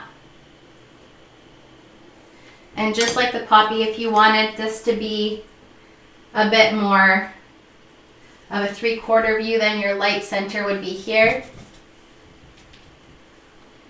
First the orange, then let it dry, then do the yellow. So essentially the Cosmos would be really following the form of the poppy, which is large clusters of tightly compact petals. You have some smaller ones coming off in the distance.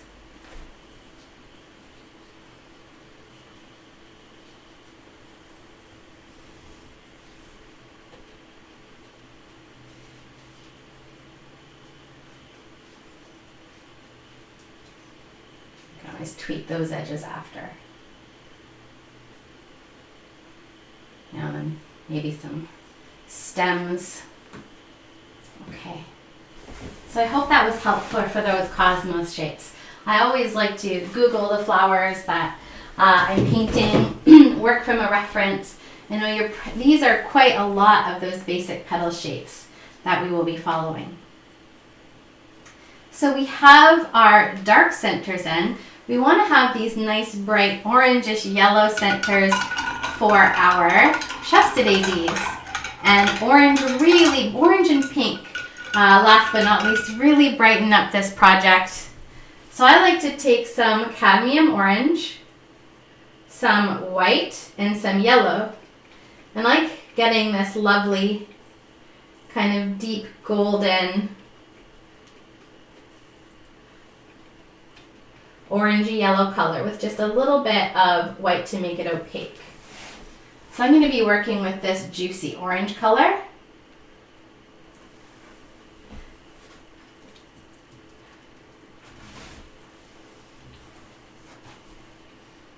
See, someone said, I like the lily. Me too. They're another one of my favorite flower. Their petal shapes are a little bit more complex for pulling in with our abstract painting also. I think I'm a little bit out of room.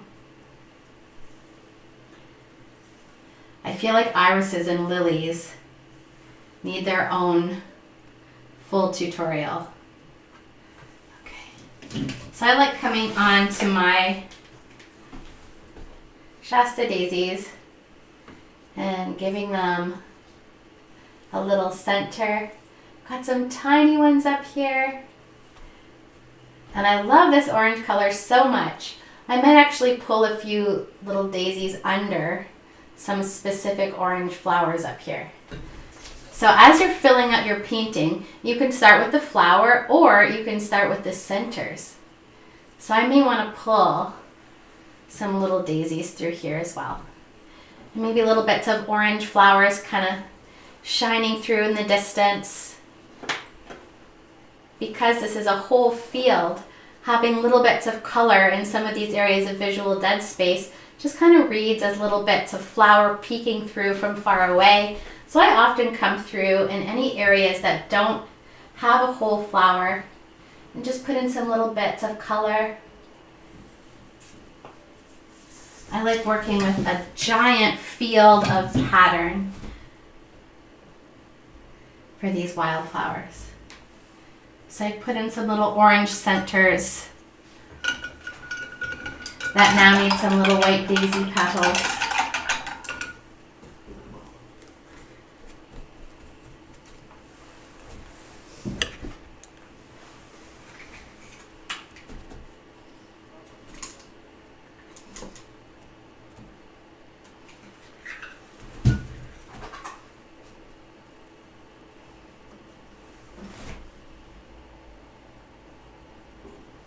You may find that some of your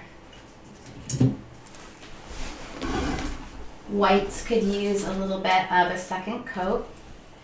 So I just wanted some little daisies up here. I like the way the white and the orange can brighten this painting.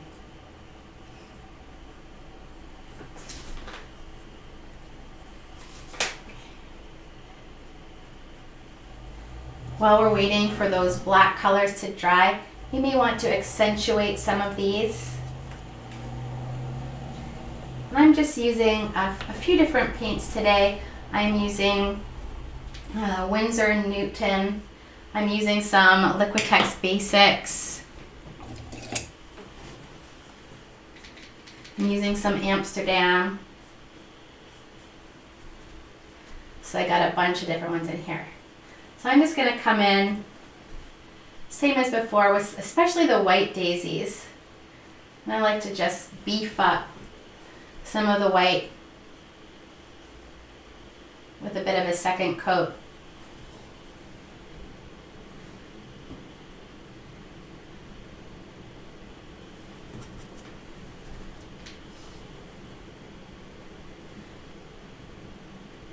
And again, maybe pull some of these little white daisies off in the distance.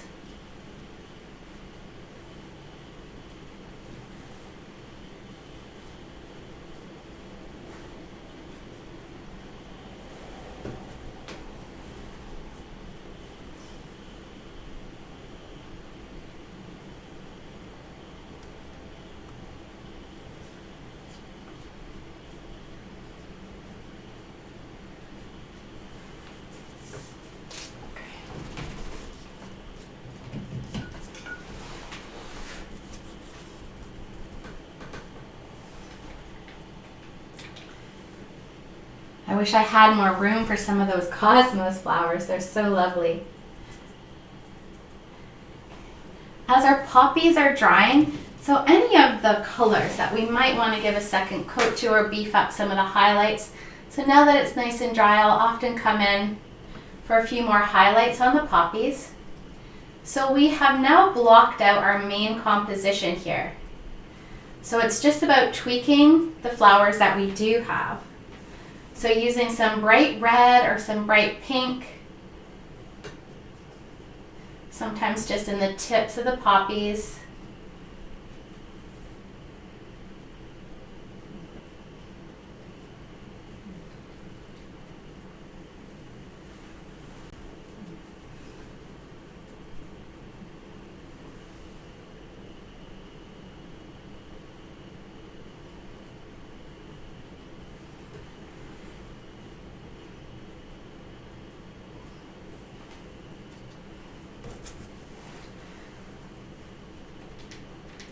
I find my black-eyed Susans sometimes need a little extra coat as well to really shine.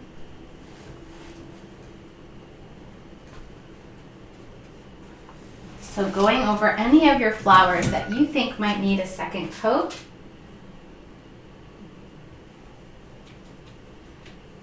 So the idea is just to fill your whole canvas with flowers and colors.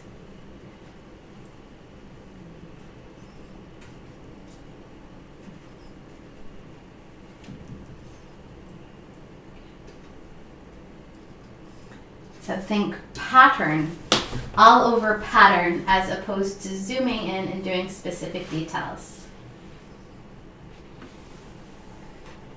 Okay.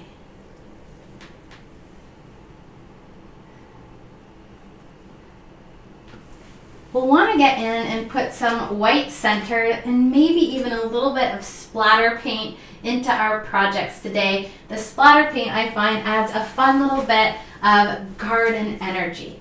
And one of my favorite things about painting is that you can capture things about the way they make you feel, the joy of color, as opposed to just photorealistic objects. So we can get quite impressionistic with our brushstrokes. And for me, splatter in a garden painting always makes me think about things like little bugs and pollen, and then the way the sun feels on my skin as the wind blows through it. So the little bits of just garden air floating around, we can get in with some splatter.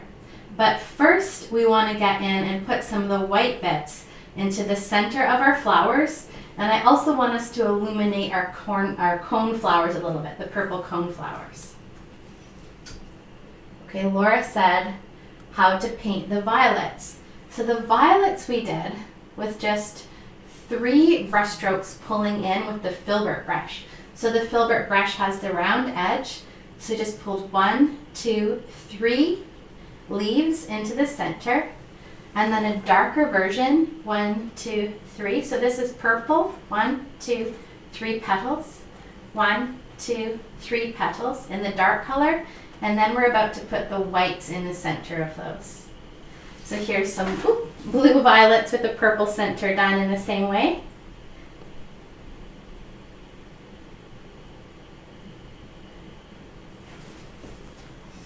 Okay. So before we get into the whites, and here are my little pansy / violets here. And they'll come alive when we put either white, or of course some of them have bright yellow centers as well. We're going to make our centers come alive with some white, but first these purple cornflowers could really use a little bit of highlighting. We highlighted our poppies, we added extra white to our daisies, we added extra yellow to our black-eyed Susans. So let's go ahead and highlight those beautiful purple cornflowers. So using that same delicious Dioxazine purple with red, but this time we need to add a bit more white to it. So we've got a little bit of a lighter version of our color.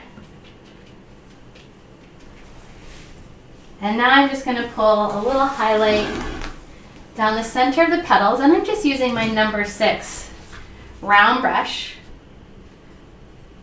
So the long round brush. So I'm just going to come through the center of some of these petals.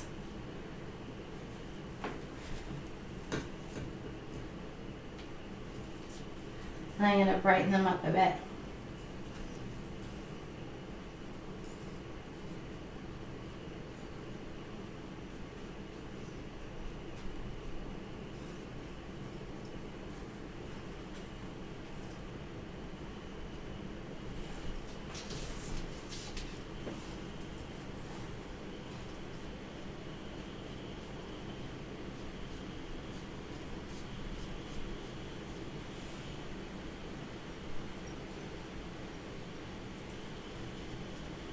And I like to have some just little soft dabs of color in the background where I can't really fit a full flower.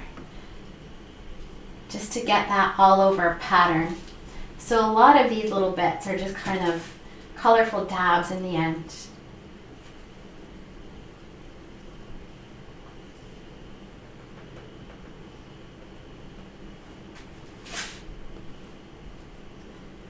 Okay.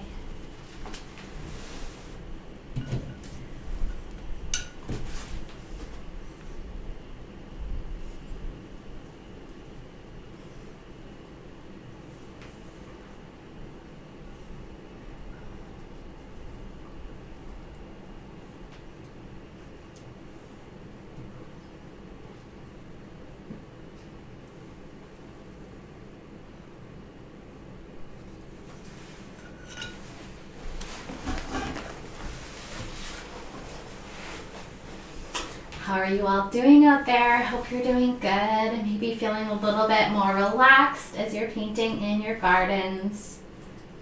Maybe you're feeling a little bit challenged because you're wrestling with one of your favorite flowers. Either way, it's all good. Even when we're feeling challenged when we're painting, it actually lowers our cortisol levels.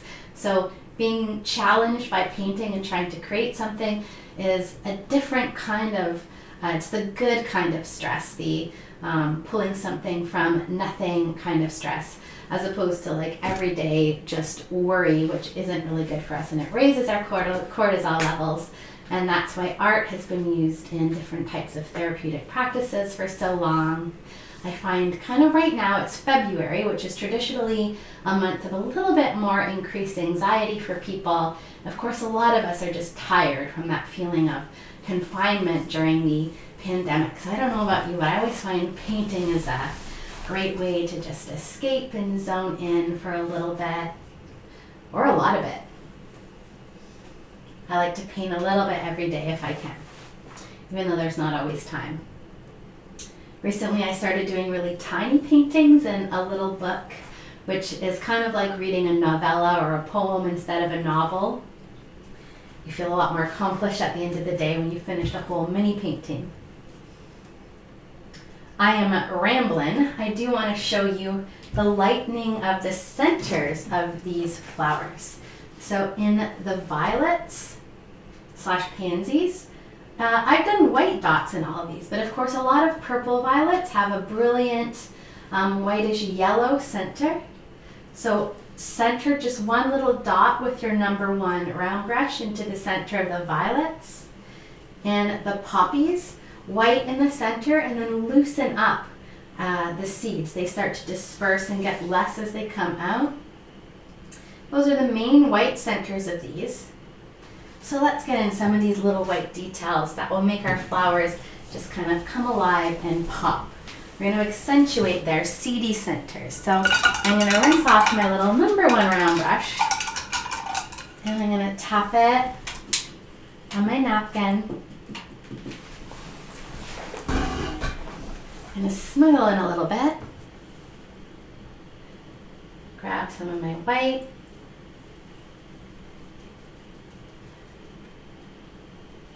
Okay. So in the center of the poppies,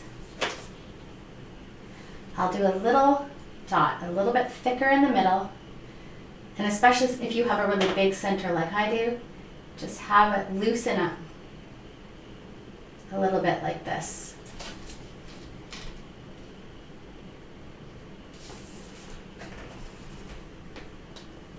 So in those poppy centers again, a really big one in the middle, and you can kind of loosen it up.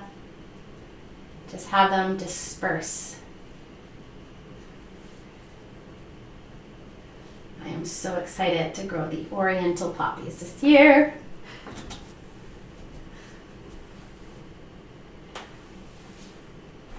This will be my first year starting my whole garden from seeds.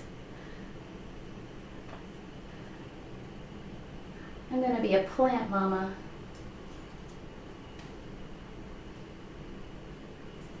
Okay, so tapping into those centers. And it really pops them out. It's amazing what a little bit of white can do. Here. So the centers of these poppies. And then of course for our pansies / violets, you could use white, but you could also get away with a really light yellow, especially in these purple ones. Just right in the center. Right in the center.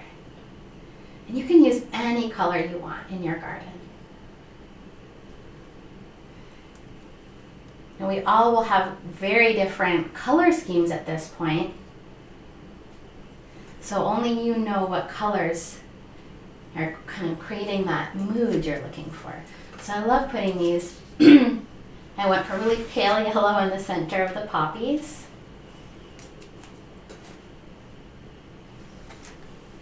You can even put some little white bits in the center of our little cornflowers / chicories. Just break up the dark with some light dots if you've got enough room. So here's a little chicory. Usually do those just like the poppies. Some little central dots.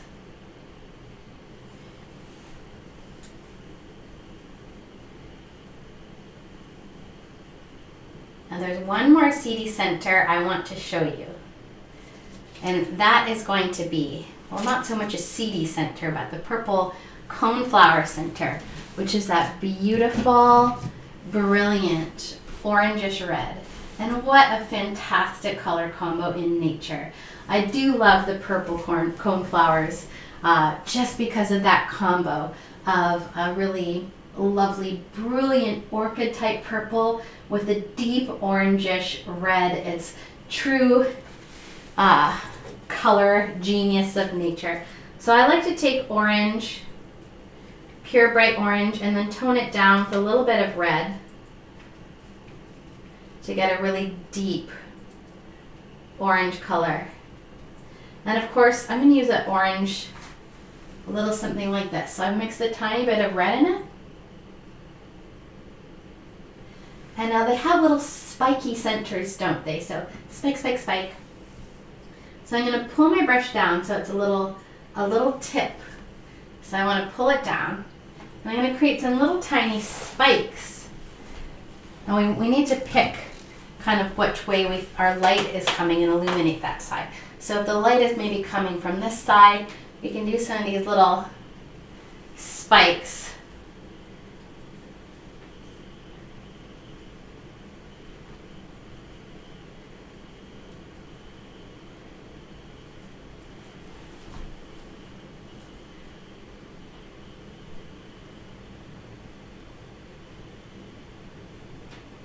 And then concentrate them along the left side.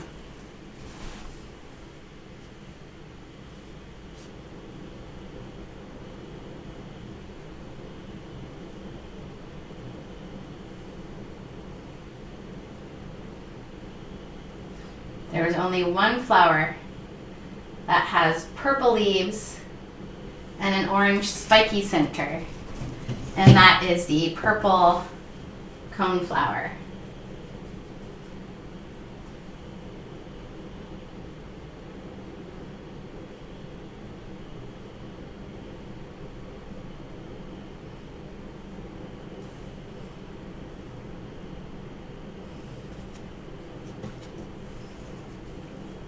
Maybe put some shadows in our Shasta Daisies.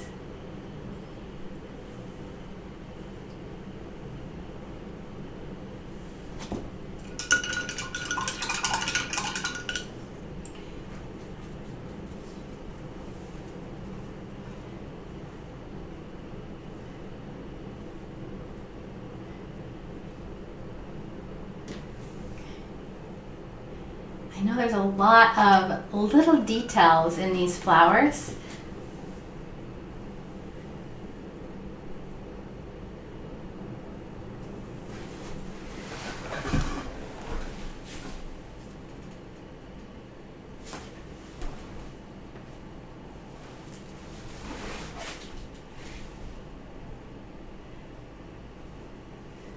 So if anyone would like to do some splattering on their painting and would like me to show you how that looks, send me a thumb up in the comment section.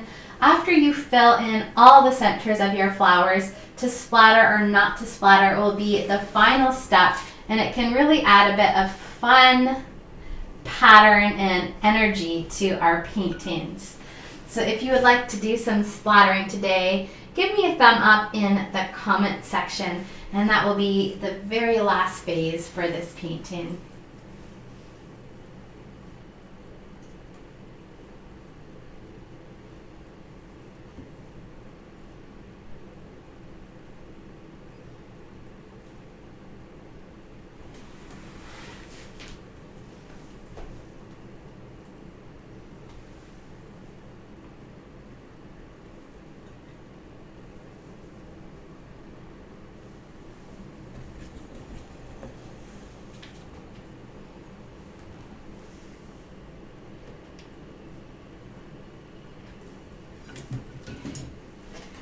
You can also come into some of your daisies and put a little bit of a lighter highlight in the top of them to give them a little depth.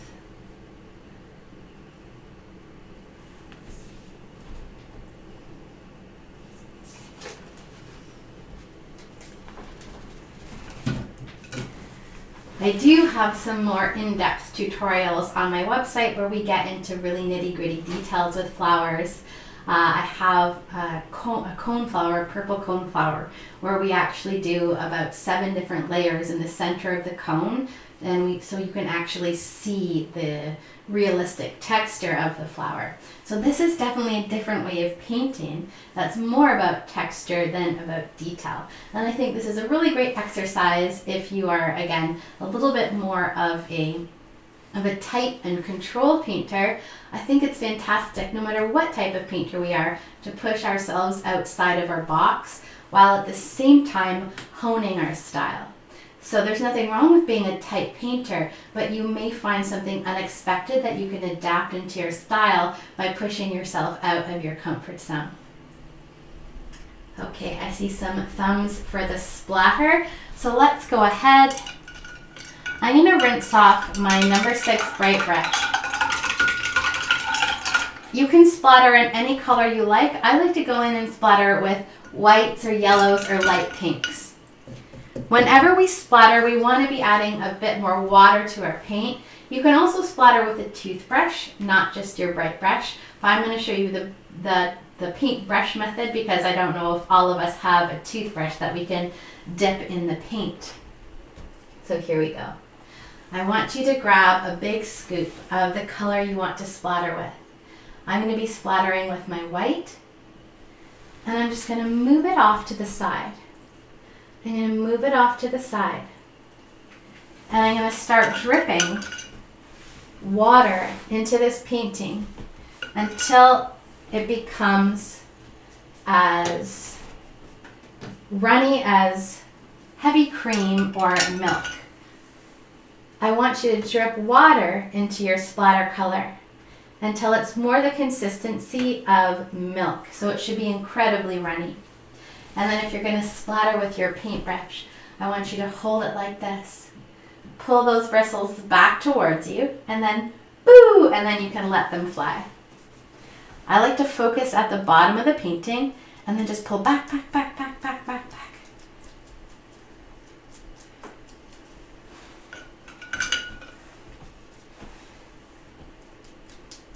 pull, pull, pull, pull, pull, pull, pull. Maybe you're gonna splatter in a little bit of this light pink color too.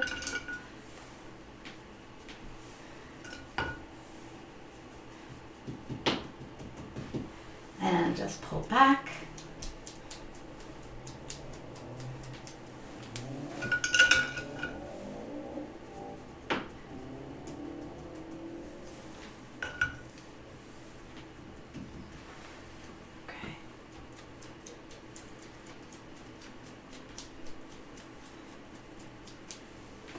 Now the splatter adds a really fun layer onto the painting. So you can splatter or not splatter.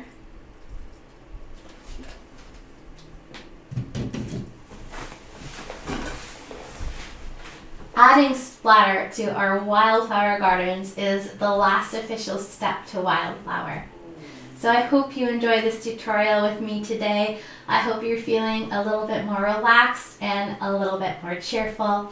You can always find more projects from me on my Facebook page at facebook.com/keepitcolorful or over on my website at jessierobertson.com. And if you enjoy our YouTube community, I'll be doing 2 live tutorials on YouTube each month as well. So you can subscribe to the page and you'll be notified when we do tutorials here as well. If you have any more questions, I'm going to hang out for another minute or 2 and I'll keep an eye on your comments.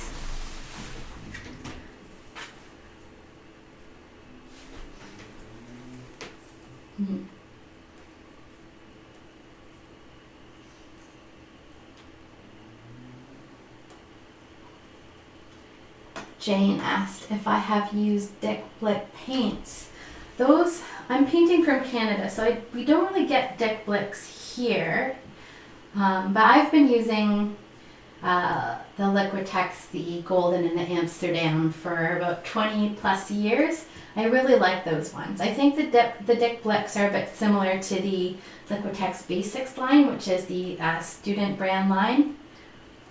I hear they've got great coverage for a fantastic cost, so I have heard amazing things about the Blicks paints.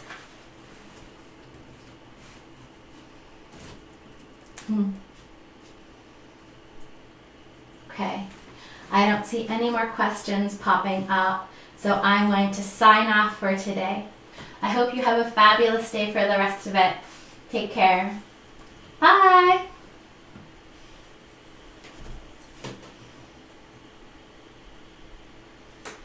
Mm-hmm.